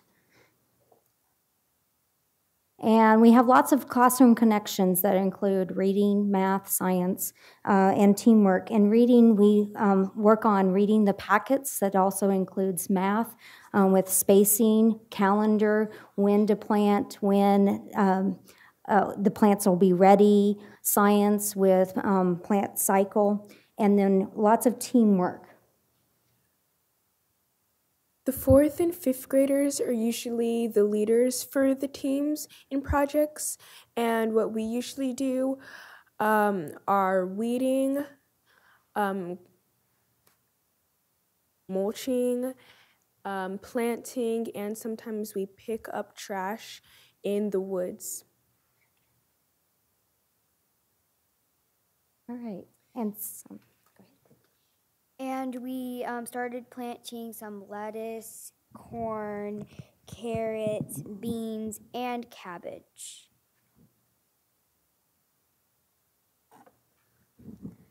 Each 3rd grader in the district got a cabbage to take home and take care of, and some of the cabbages that we had left over, we put inside of our garden. And these were donated by Bonnie Plants.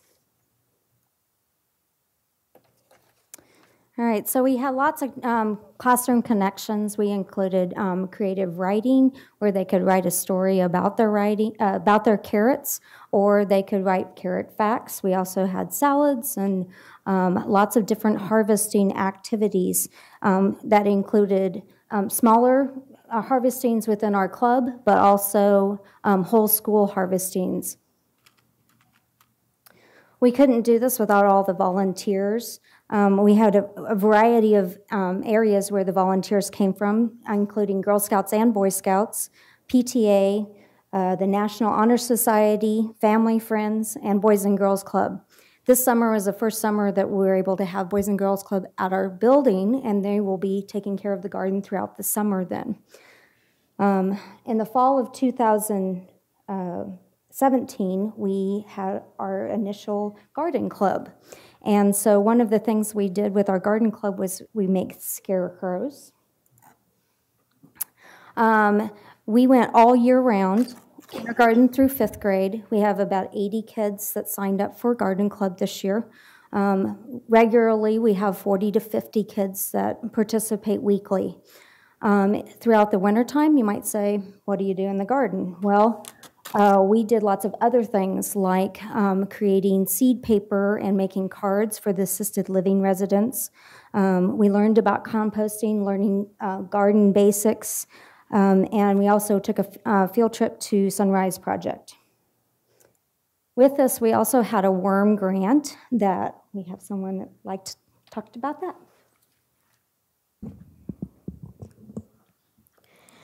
In the cafeteria, when we were finished eating lunch, we dumped our trays in the cafeteria, and we had to separate vegetables and fruits from the other foods. And those were to feed our worms that will end up being our compost for our garden. So this will be a cost reduction to us too. This spring, we were able to harvest the radishes, and we had enough radishes to feed, to put on the lunch line for our entire school. And then this summer, we harvested enough lettuce to put on the lunch line for the summer feedings with our lunch ladies. We've had a lot of successes in the completion of our beds and our fence. We partnershiped with a lot of community groups.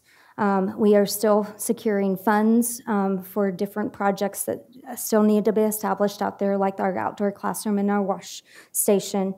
We've done whole group activities, and we've created a garden club that I hope continues for the future. We still have some, future issues to tackle, like the drainage, funding, and increasing our classroom connections. But we've had the goal of helping to connect the farm to the table and helping them understand the connections and making good choices, but also having a healthy environmental impact.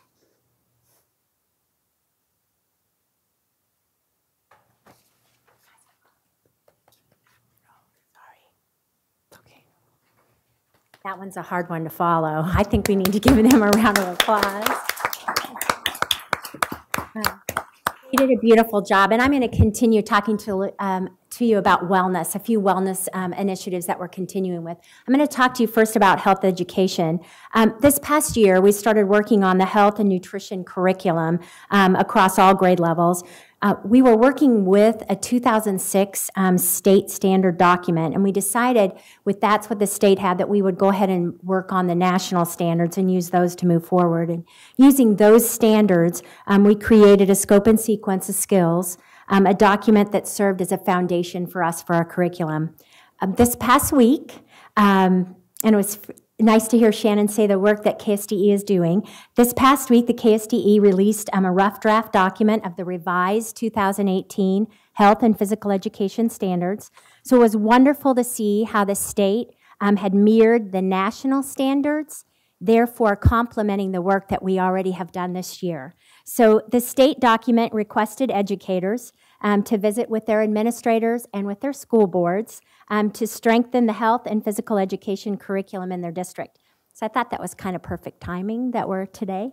I'd like to introduce to you today an amazing educator. I feel very lucky to get a chance to get to work with Amanda. She is the FACS and health teacher at Southwest Middle School, and she's going to reflect a little bit on some of the work that we've done this year, as well as some of the accomplishments and also the impact that this had on her students. Good evening. Thank you for allowing me to share a quick reflection of some of the health and nutrition work that we're doing in the classroom. In the 6th grade class, Healthy Living, the largest shift in curriculum that has had the greatest impact was a focus on the social and emotional health. Teaching the students that their mental, emotional, and social health are as important as their physical health has really been enlightening for many of them, and I continue to see that work grow. The greatest impact in 7th grade that ties in nicely with the nutrition and wellness work is helping the students understand that how they choose to fuel their bodies really does matter. For many of them, they simply have never thought about the need to read labels, be able to pronounce the ingredients that they're putting in their bodies, and that they can make choices in their diets. A few of the stories that I reflected on, I had several students tell me that they went home after we introduced an app called Fooducate that just gives a basic grade. You can scan a product with your cell phone and it just gives you a straightforward grade. It tells you why it's getting the grade that it is, and they went through their pantry and compared all kinds of cereals and granola bars and Gatorade and had fun doing that and came back, and I had parents come back and say, my daughter says I can't buy Ritz crackers anymore because there's high fructose corn syrup in there. So hearing some of those stories is really fun. I had some parents come to conferences and say that their child that used to think grocery shopping was torturous actually asked to go so that they could read some of the labels and help make decisions in what comes in the house, which was rewarding for me to hear. One dad actually sat down at conferences and said he wanted to meet the teacher that brought wheat bread into his house. Still unclear on how he feels about it, but it was a funny conversation. Every semester we do a roasted vegetable lab in which we have 6 different kitchens prepare 6 different roasted different vegetables. And every time there's a handful of students that say, I hate all vegetables, you're not going to get me to like them, I don't want to try them. But that peer pressure is really invaluable, and they're willing to try. And they're always surprised at how many of them like the recipes. And then they come back and tell me that they actually went home and made the recipes, some of them, for their families and enjoyed them.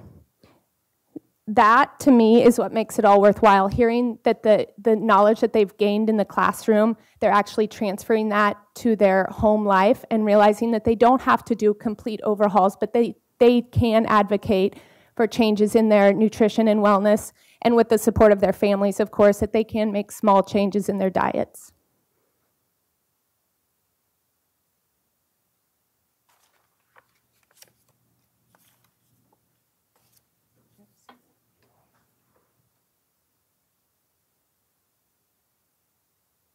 So I'm going to address kind of the last little bit here as we finish up. And all of the wellness initiatives that you're hearing tonight are in our book. We had so many things that we were so excited to share with you all, so we wanted to kind of put it all together in a book to share. And I'm going to talk to you also about our PE department, because that's another big component of wellness in the district. Currently, right now, we have 12 or 32 staff members. 12 are at the elementary. We have 8 at middle and 10 at high school in the PE, as well as 2 adapted PE teachers. The PE department utilizes the curriculum called Spark, so it is a K-12 curriculum to provide that consistency across the district.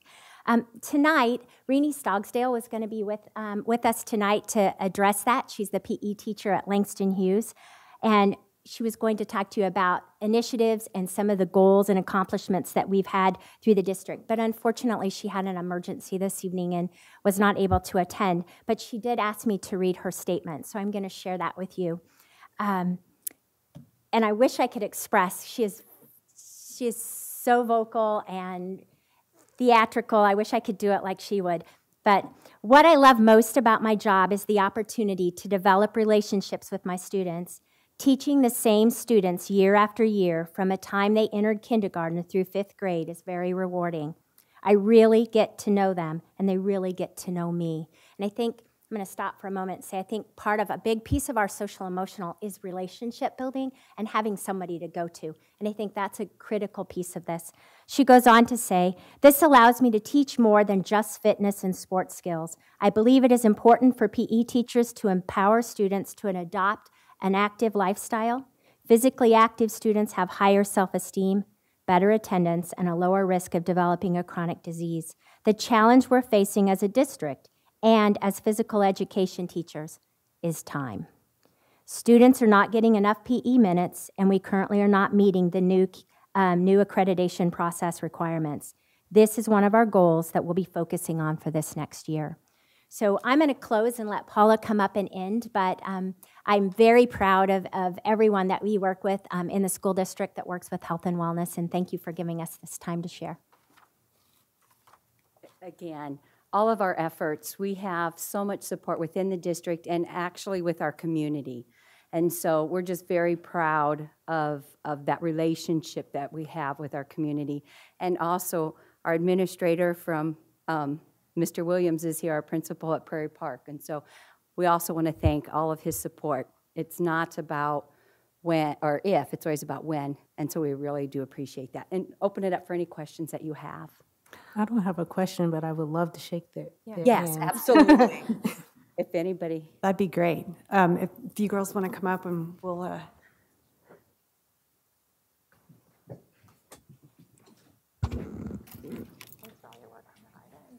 Thank you. It's nice to hear what you guys are doing. Well done. For coming. Thanks for all your work. I really appreciate it. Thank you for coming. Thank you for coming. Thank you for coming. Thank you. What am I doing? Job. Thank you. Board members, does anybody have any questions? I had one question I wanted to follow up on with Anna, but Anybody else?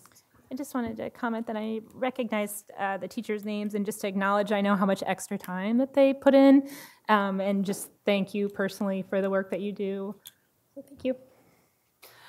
I did have a question about the PE minutes, and is that a working on that goal? Does that require some broader changes to elementary school schedule, and is that something that works into negotiations? You want me to address Yes. So yes, and you could expand on that. It would mean additional staff, but it would be an opportunity to look at some additional plan time for elementary. But that is something that negotiations wise, I don't know if it's out there this year, but Denise, I'll be quiet so you can talk. No, you are right on track. We do have a PE leadership team. Will be our focus for this next year. We are significantly lower than what the state is requesting, but I will say that no one in the state is also meeting those minutes, so it is a challenge for the state of Kansas. I'm thrilled to see that the Kansas has put that forward for us to reach to that challenge because it is something that we need. So we will be reaching out to other states, other strong PE programs across the United States to be able to see what they're doing in order to increase those minutes. So is that part of the new accreditation process? It is. It is not one of the R's that we chose to take on this year, so it will not be one. But so that's why next year is a great year to be able to explore those options for us. So really, we would be talking about exploring it for this upcoming year, and then if there were recommendations to add staff in order to accomplish that, that would be something that would come to us next year. Yeah, for 1920. For 1920. Absolutely. Yes. Okay. All right, great. Yeah, thank you. Thank you. All right, and thank you all for being here this evening. It was really great to hear about the program at Prairie Park, and thank you for sharing.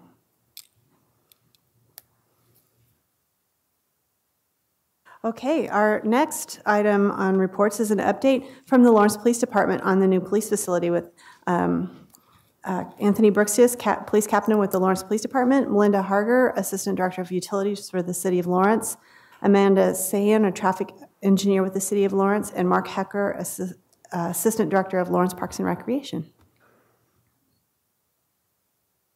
Good evening. I'm Melinda Harger, Assistant Director of Utilities and the Project Manager for the Police Facility Phase 1 project. We just wanted to give you an update on where we're at in the project. It's really just getting started. So I'll give a brief overview, and then we can go through some of those questions that were asked in advance, or we can just cover just different topics as grouped together, whatever your preference. It can be really informal. We don't have a formal presentation prepared. So first, I just wanted to mention this process started in 2012 with the needs assessment. Well, the needs assessment came out in 2012. And at that time, there was a facility just under $30 million that was proposed that would meet the needs for the police facility up to 20 years in the future. And there's been a process since then with sales tax vote, and then also going back to the commission and their decision to move forward with a phased facility. So where we're at right now is there's a project budget of $18.5 million for a phase 1 police facility, and the site that's been selected to move forward through the planning submittal process is 5100 Overland Drive, which is there near the Walmart on 6th Street, across from Free State. The process right now has, we're getting started with the evaluations of different design teams that would work on professional services, the architectural engineering services for the project. So an RFP was released on that. It's due back on the 20th, and the 4 of us here tonight are part of that selection committee that will be looking at that with the intent to go to the governing body to award that and move forward with starting with the planning phase in August or September. The commission has also okayed the use of construction manager at risk delivery methods. So that means after getting the design consultant on board, we'll be going out for RFPs to get proposals from a construction manager. And there's several benefits to using the construction manager at risk delivery method. One of the reasons we're looking at it as that we do have that set budget, and we want to see, how many other priorities can we get into the facility within that budget. One of the primary goals is to move the facilities out of the LEC, the Law Enforcement Center there on Mass Street. And one of the other high priorities is to see if we can get some of the groups together that benefit from those adjacencies, like investigations and with patrol. So we'll just see what we can do within the budget. One of the things that came up in some of the questions was about the planning process and the site plan. There's been no site plan created yet. That's part of the planning process once we get a design consultant on board. There were some early renderings done, placing a facility on different sites during that site selection process that took place. But all of that will be looked at again. Even the needs assessment itself will be looked at again from the design consultants. Their level of expertise and costs have changed. Everything needs to be updated. The department itself has changed since that needs assessment was put together. So, do we want to touch on different topics or go down the list of questions and we can go into more depth on those? I know I submitted some questions. Have other board members seen any of the questions that were submitted? They're on the agenda. Okay. All right. And they're attached to the agenda with the response. Great. Okay, so I think maybe just going through some of the questions would be, unless anybody has a specific question to ask to start off with. I do have a specific question that I didn't submit and I didn't see in the list, but will there be a practice firing range at this facility like there was? There's not a firing range planned in phase 1 at all, no. What about in future phases? There's a potential for future phases, and we've visited different sites on how those are incorporated into communities. And some of the firing ranges we've looked at are below grade, like below parking garage levels. And some of those incorporate, storm shelter and acoustic design and all of that so that everything is below grade and sound and all of that is absorbed. So I have to ask a question because we went through a big discussion about this when there was a firing range, a commercial firing range that was being proposed near one of our facilities. How much of the property on Overland Drive is within 1,000 feet of the school district property? That I'm not sure.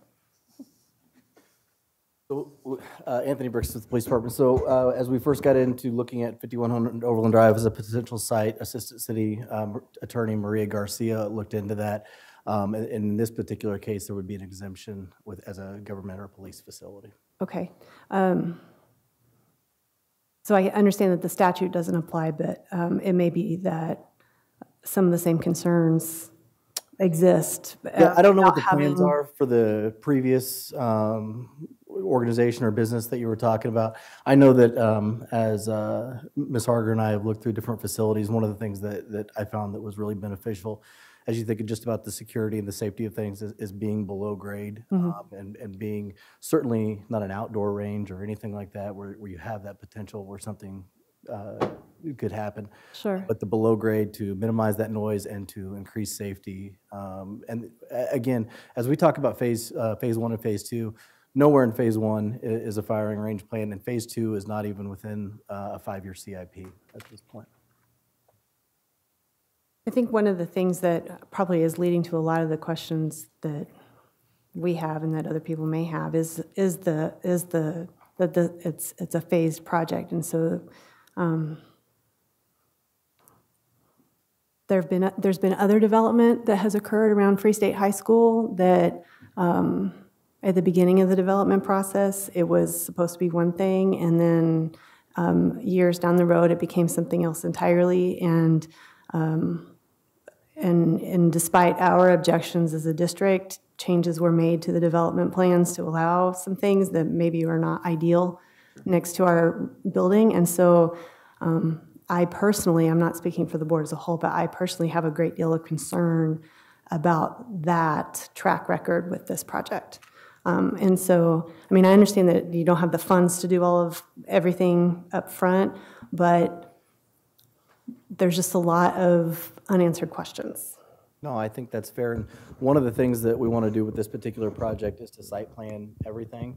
And so you can kind of see what the future phases of that will look like. And while we don't intend to go right down to the specs, we're going to show what everything would potentially be that's going to be on that site, and where that would be to include the park. One of the things that we hope to do is to zone the park differently than, or at least try to do it differently than what the police parcel could potentially be, and that way it remains in that tax, and so it's for its intended use.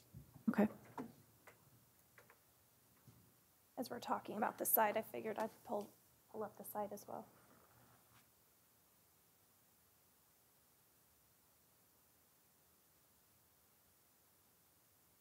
So what you're looking at is the 29.5 acre site. Of that, the commission has designated approximately 16.5 acres to the police facility, or 16 acres, and 13 to the park, with a half being somewhere in between, not knowing where that would be. Original renderings show the police facility on the southern end of that, and just probably because of access to Overland Drive and I think some of the drainage issues, and then having some park features more on the northern end, and then also potentially some trails and things that around the police facility.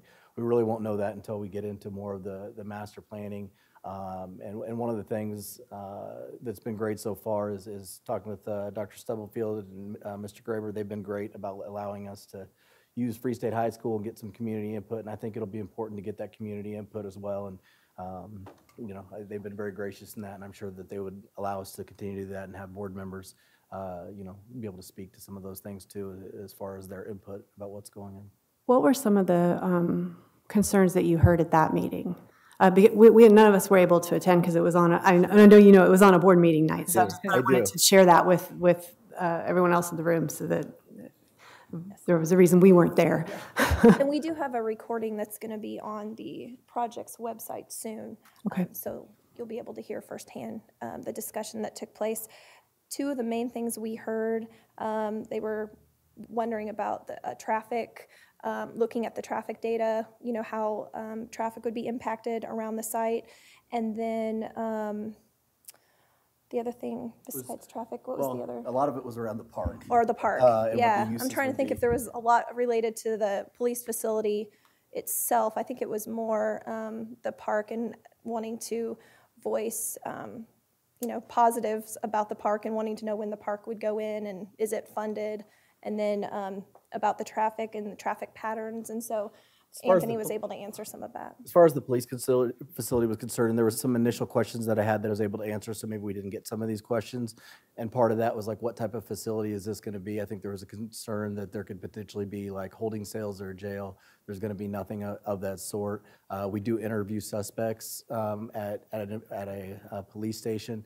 We currently do that now at both the Law Enforcement Center and the Investigations Training Center, which are both near neighborhoods and schools. It's never really been an issue. Some of the concerns were lighting, because I think the football lighting had some neighbors concerned, and I think, not being the building expert, but I think there were some exemptions for the football stadium lighting and the type of lighting it has, and our lighting would be a little bit more focused, so it wouldn't be so far out into the neighborhood.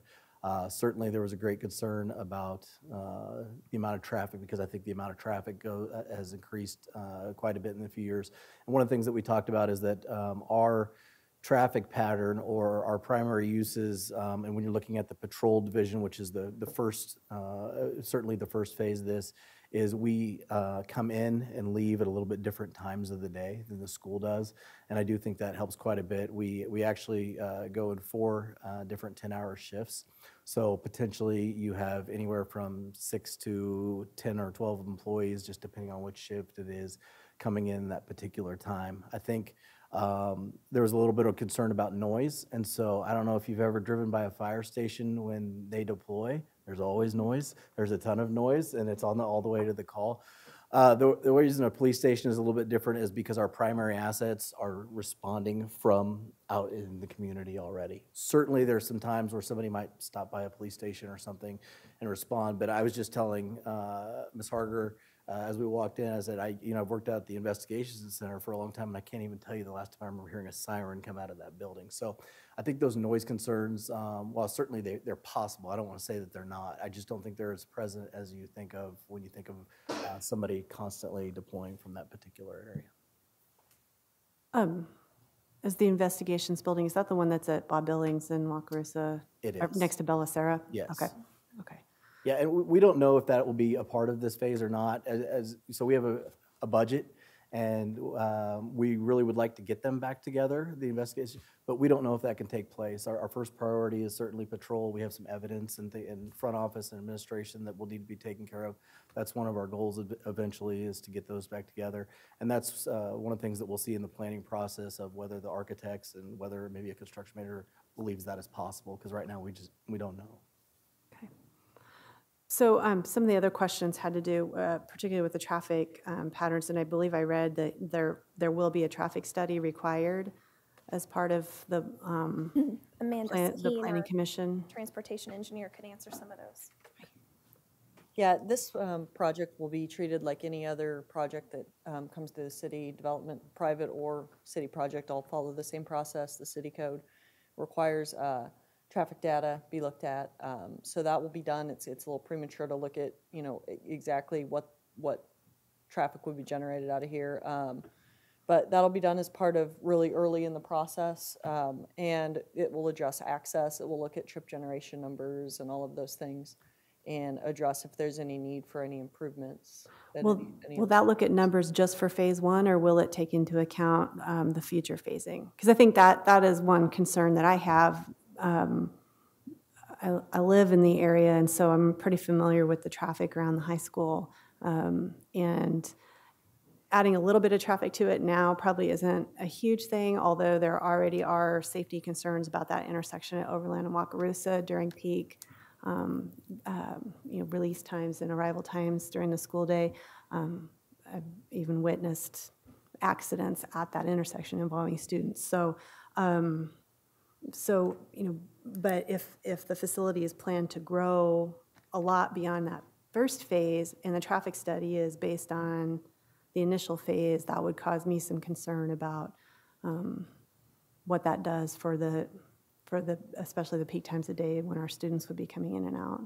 Typically, when we look at a development, you look at the entire build out, and then they make estimations. Obviously, I mean, it's probably a lot easier in this facility than, say, a retail facility where you don't know what might move in. And in that case, you still make guesses as best you can, and you try to estimate the impacts.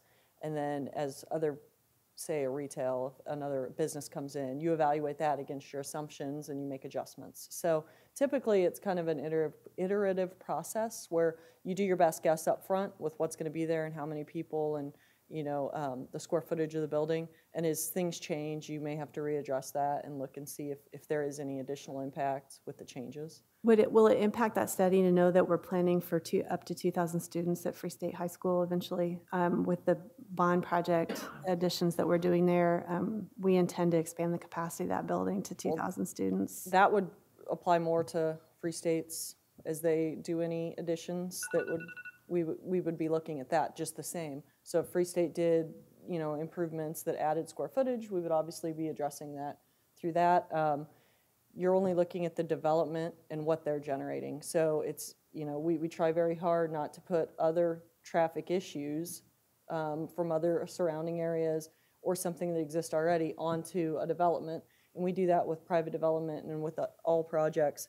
So you're looking at what traffic they're adding, and so you're looking at the impact and that it's having to the intersections. But if there's already an intersection that's, maybe not operating efficiently, sometimes, we definitely try to address that ahead of time and not just put that on the development. So that would be something that they would look at, the level of service of that intersection. Mm-hmm. But if it was, rated a certain grade now and this didn't really impact it much, it would be hard to say that, this facility should fund an improvement. What are the parameters about where the entrances and exits would be allowed? Is that part of the traffic study, or are there already code requirements about, like, for example, exiting out on a Wakarusa versus maintaining entrance off of Overland where there's the roundabout? Yeah, I mean, we always prefer to have access at collector level streets, which is like Overland versus a arterial street like Wakarusa. However, especially given the frontage that's on Wakarusa, it would definitely probably per code be allowed to have entrances off of Wakarusa. But that'll be addressed with the traffic study, and we'll look at all the access points and make sure they're safe. And I think they probably desire to have an access, at least, and if not the primary, at least an access off of Overland, because that's the fastest route probably out of that site. Off of Overland or off of Wakarusa? Overland down to the roundabout. Okay. Basically. Okay. All right. I mean, it's already built to go into that site. Right. Okay.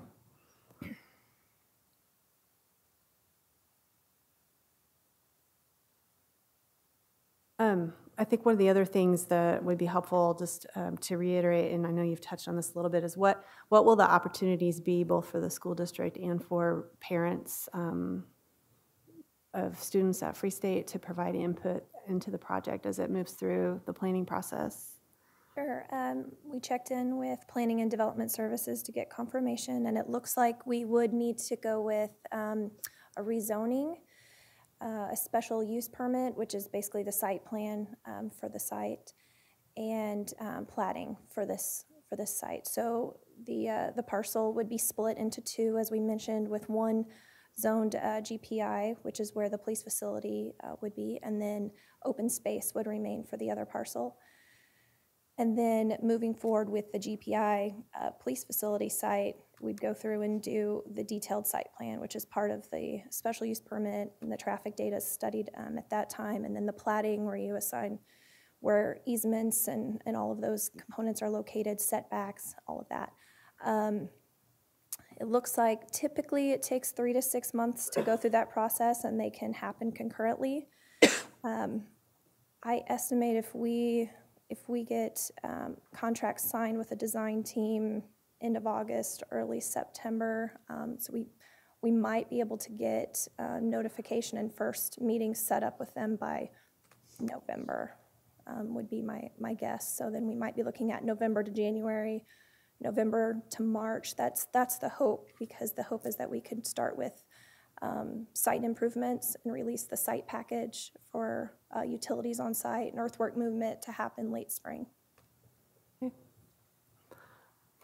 And all of those processes have public input. So there's notifications that go out by mail, there's signage that gets put up of when those public hearings are held.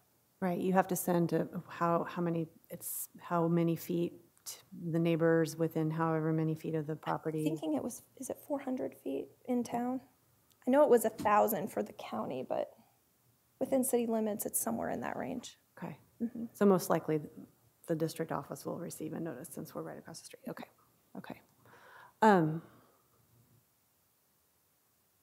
One of the questions that I have heard from people in the community is they're a little perplexed as to why this site versus some of the other sites that have been considered in the past, and I think that would be helpful to understand a little bit more about why this is the chosen location. Sure. It requires a little bit of history, or maybe even a lot of history. And Ms. Harger talked about the needs assessment, which actually came out in 2012, began in 2011. And of that, there was originally 17 sites that were looked at, some city, some privately owned. 5100 Overton Drive was one of those sites, one of the original 17 sites. There was a series of ratings. I think there was like 12 or 15 ratings. There was an evaluation committee. I was not part of that, so I can't tell you anything other than kind of how it shook out. I know that of the top group, it rated like it had to have a certain amount of size. It had to have, couldn't be in a floodplain. There's all sorts of things.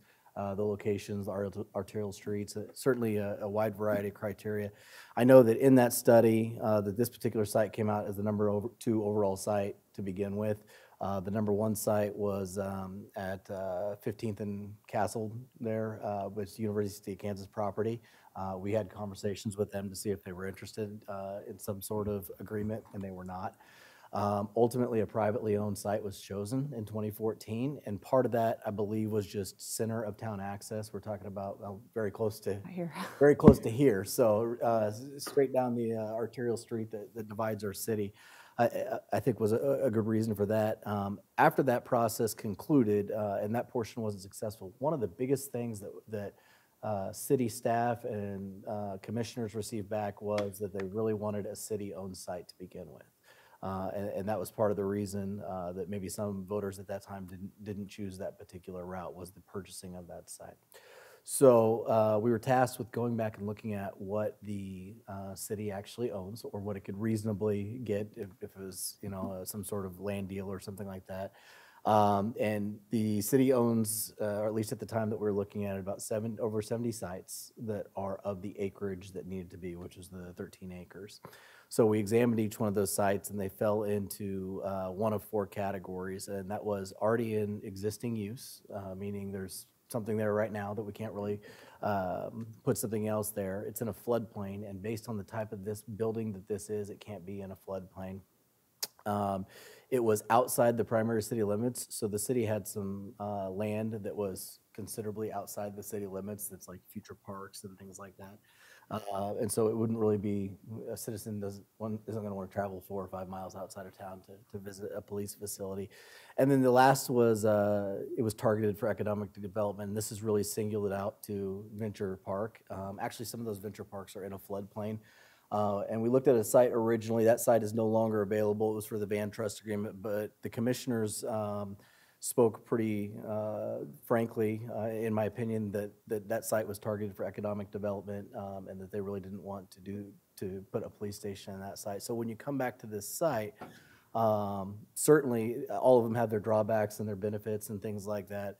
But looking at what this site, how it's ranked originally, and some of the access points, and just where it's at as far as in town and growing, and I think has the potential to have a great partnership with Free State.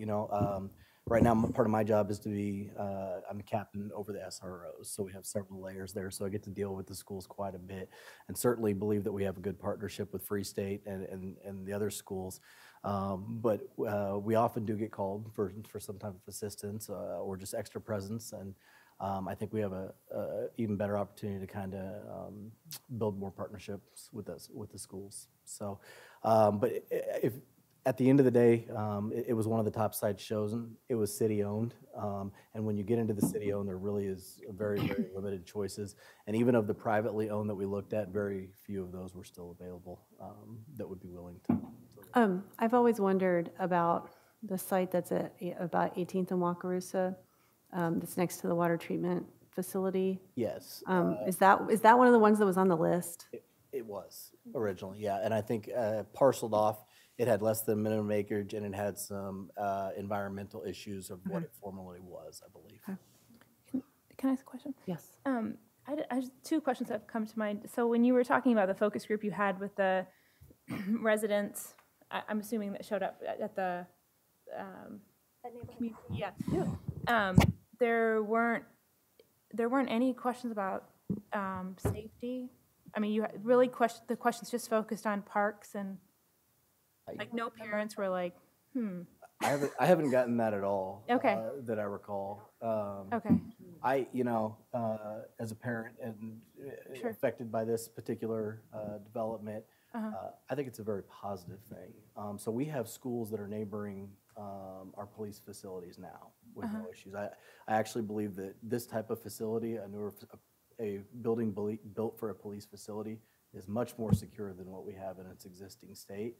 And so I haven't heard that I recall any questions about concerns about where the questions about jail holding, Okay. maybe detention once they realized this wasn't going to be a jail. Okay. I just wanted to verify that. And then I have this question about urban planning that maybe you all can, it seems like you have the expertise to answer that. Are there other cities with models where they have built police headquarters right next to high schools that this has been, I mean, is there, I understand, I'm getting the, what might be the positives of it, and I'm not actually necessarily opposed to it, but it is unusual. It strikes me as unusual, but perhaps it's not. So I'm wondering if you can speak to that. Is this common? I don't know. I know that there are school districts that have their own police departments and they operate within those school facilities. Yes. But as far as being right next to a high school, I can't speak to any. We've visited a couple. What I do notice is that they're very often in areas of town where there's more people likely to be, and that kind of fits in this.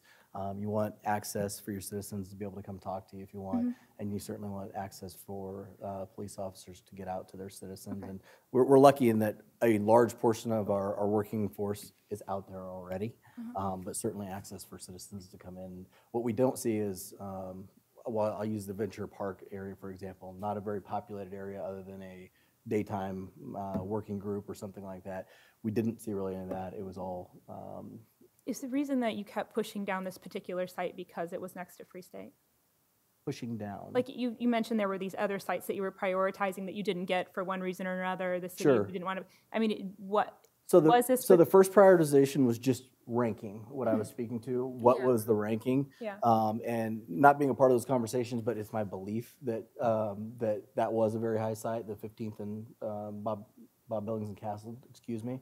And I know that conversations were had with the University of Kansas, who was not interested in that time. So really this became a secondary site, or the second site in conversations. Of the original 17, it was then narrowed down to 5. This was one of those 5 sites originally. Not being a part of those conversations, I can't answer it for you other than I believe it was the central location of the McDonald Drive that allowed you to get right down in the middle of the city, so to speak. That was the biggest in that. That's the conversations I remember. But I just so the high school didn't come up as a drawback. It did not. No. Well, I have a clarifying question too. At the community meeting, was the presentation primarily about phase 1? So that's probably why that the potentials of phase 2. I'm inferring. We showed our priorities for phase 1 and phase 2. So we did go into what would be in phase 2, which is the training, the firing range. That was all listed there, and handouts provided to the public. And so we talked about the total, master plan of the site and the park, and that it would all be looked at as part of the scope of services for the engineering. So are you anticipating 2 phases or possibly 3? We'd love for it to only be 2, since we know we're on phase 1 now. But I mean, it all depends on. It's most likely going to be multiple phases. Let me read. It's all based on because funding. the park is a different phase. Is a different phase. Okay, so let me ask this: in the phase 1 and phase 2 priorities, was there anything not on that list that was shown to the public that you think would later be added in terms of? No, we went down the needs assessment and we put everything on those priorities.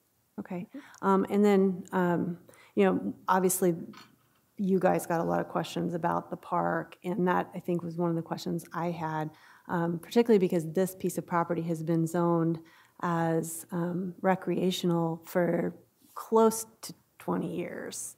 And so I think from what I have heard from people in the area, there is some angst over the fact that, everybody that lives out there bought into the promise of this was going to be a completely recreational piece of property, and now it's not. Right. Mark Hecker with Parks and Recreation. What I see this as an opportunity to develop that park, and quite frankly, it's way overdue. So we look at a half-mile service area around each park and say that's the primary users of a park. So back when the city purchased this property, most of this development was not there. In fact, none of it was there, and Free State High School wasn't there. Right, because that would have been, so Free State was built in 1997. Right, so that property was purchased about that time. Okay. So I'm pretty excited, honestly, about developing this park because it's long overdue, and the neighborhood has developed to the point where there's enough people in that area that they need a park, and there isn't a neighborhood park. So site planning of the police facility actually pushes this up a little bit because we'll site plan the park with that. Now, that doesn't put funding in for park development, but it at least plans it. So then I can take that to the capital improvement plan and start targeting whatever we decide goes in that park. The cool thing about this is we get a chance to interact with the neighborhood. So we'll sit down and go through our design process and start saying, what do we want here? Do we want a playground? Do we want a trail? Do we want America? All of the above. Whatever we want. So, and then we could plop that on there, see how it interacts with the police station. And I think it's going to be a really positive thing, honestly. Honestly, I think that's going to be the most secure park in the city. because you have a police facility right there. So it lends itself to a really positive aspect for community involvement. I think then the concern would be that it's not funded. So what, it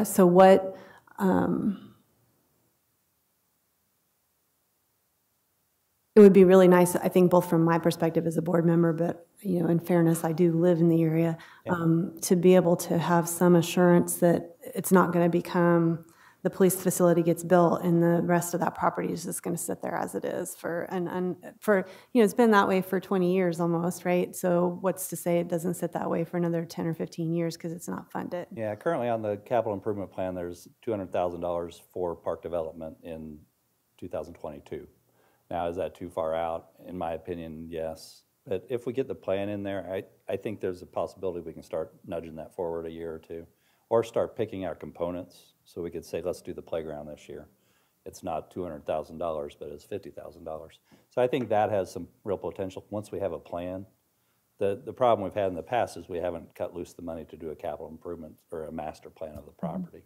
So this is really going to help us get that moving. And I think once the neighborhood gets excited about it, you start getting a little public opinion going, and that's how things start to move a little bit on the funding end. So then it will become attractive for our high school students to come hang out in the park. Yeah, I think we want to watch how we design that. So, you know, if we don't put a lot of parking there, in other words, is this a neighborhood park that people are going to walk to or bike to, then you don't put parking there to attract a congregation area. You know, that'll be some of the design considerations that we'll want to think about. Is it more of a walking trail kind of thing, playground for the kids? You know, you can kind of affect that through. And where are the access points to the park? Exactly. Okay. Exactly. You know, I don't see this as being a hangout location, quite honestly. They find them in that area even if they're not designed for that. Yeah, but it's also next to the police station, if you think about it that way. Right, right, sure. Other questions?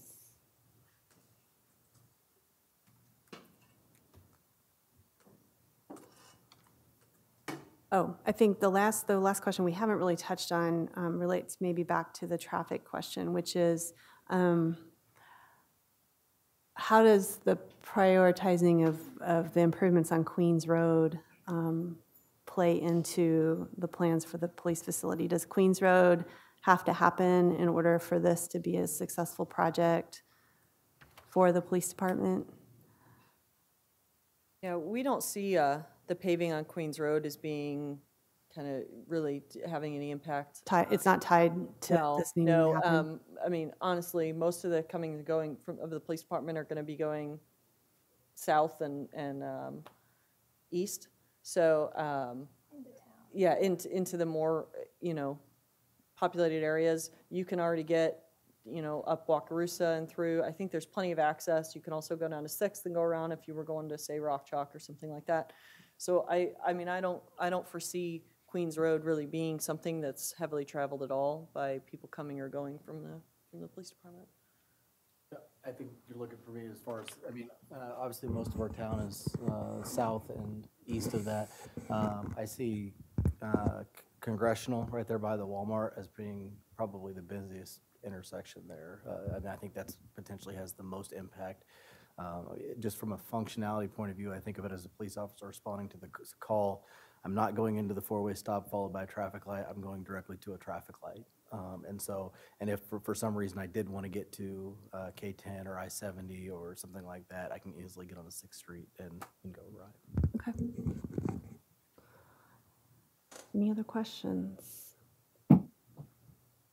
I hope that as this progresses that in addition to the notices that we'll get, you know, kind of the legal notices, I do hope that city staff will reach out to our district leaders and keep them well informed, the superintendent in particular, so that as issues arise that they can share that information with us. Because I think sometimes what happens with these projects and what's happened in the past when we've had development-related questions, and I think there's some that are out there right now that we've talked about related to like the bicycle boulevard and 19th Street, that these things end up coming to our board from the community because people start hearing about them, and we're hearing about them at the same time and in the same way as everybody else from reading the paper and whatnot. And then it creates a lot of unknowns and anxiety that get expressed to us from our constituents and community members in our schools. And the more communication that can happen kind of on the front end, the better prepared we are to help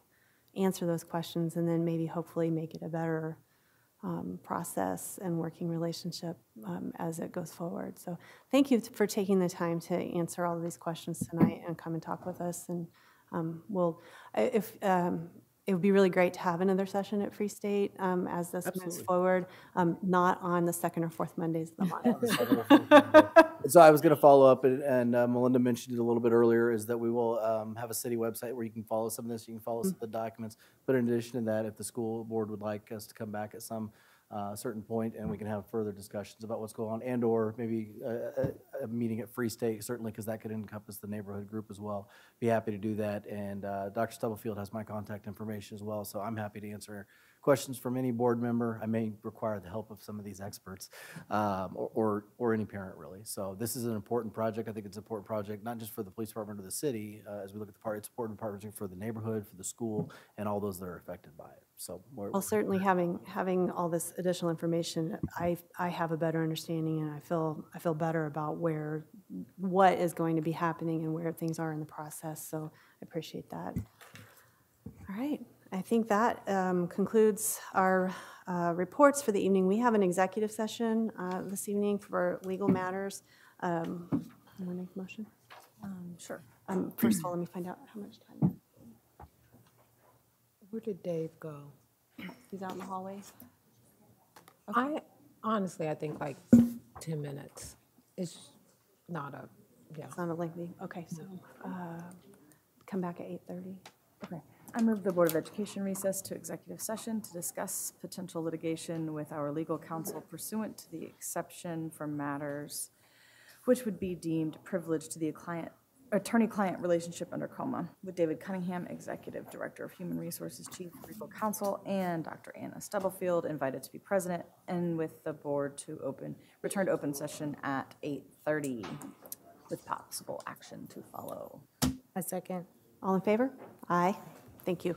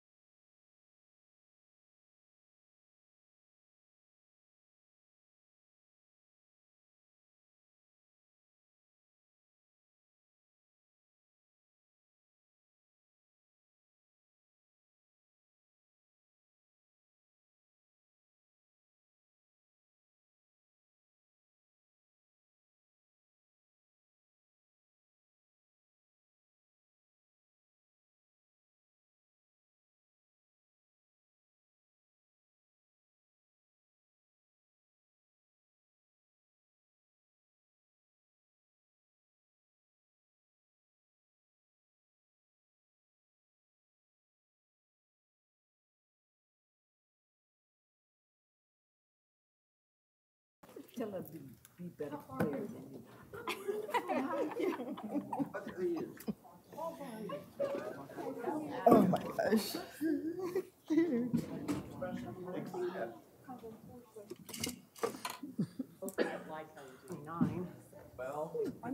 She's a nut.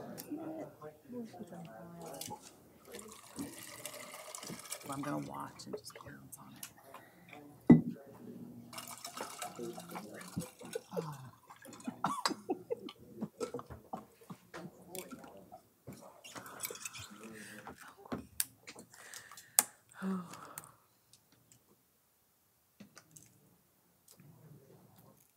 Oh, sometimes I want to know ahead of time. Things like. I move we adjourn. Second? Well, all right. Second. Who's second? All in favor? Okay. Aye. Thank you. Goodness.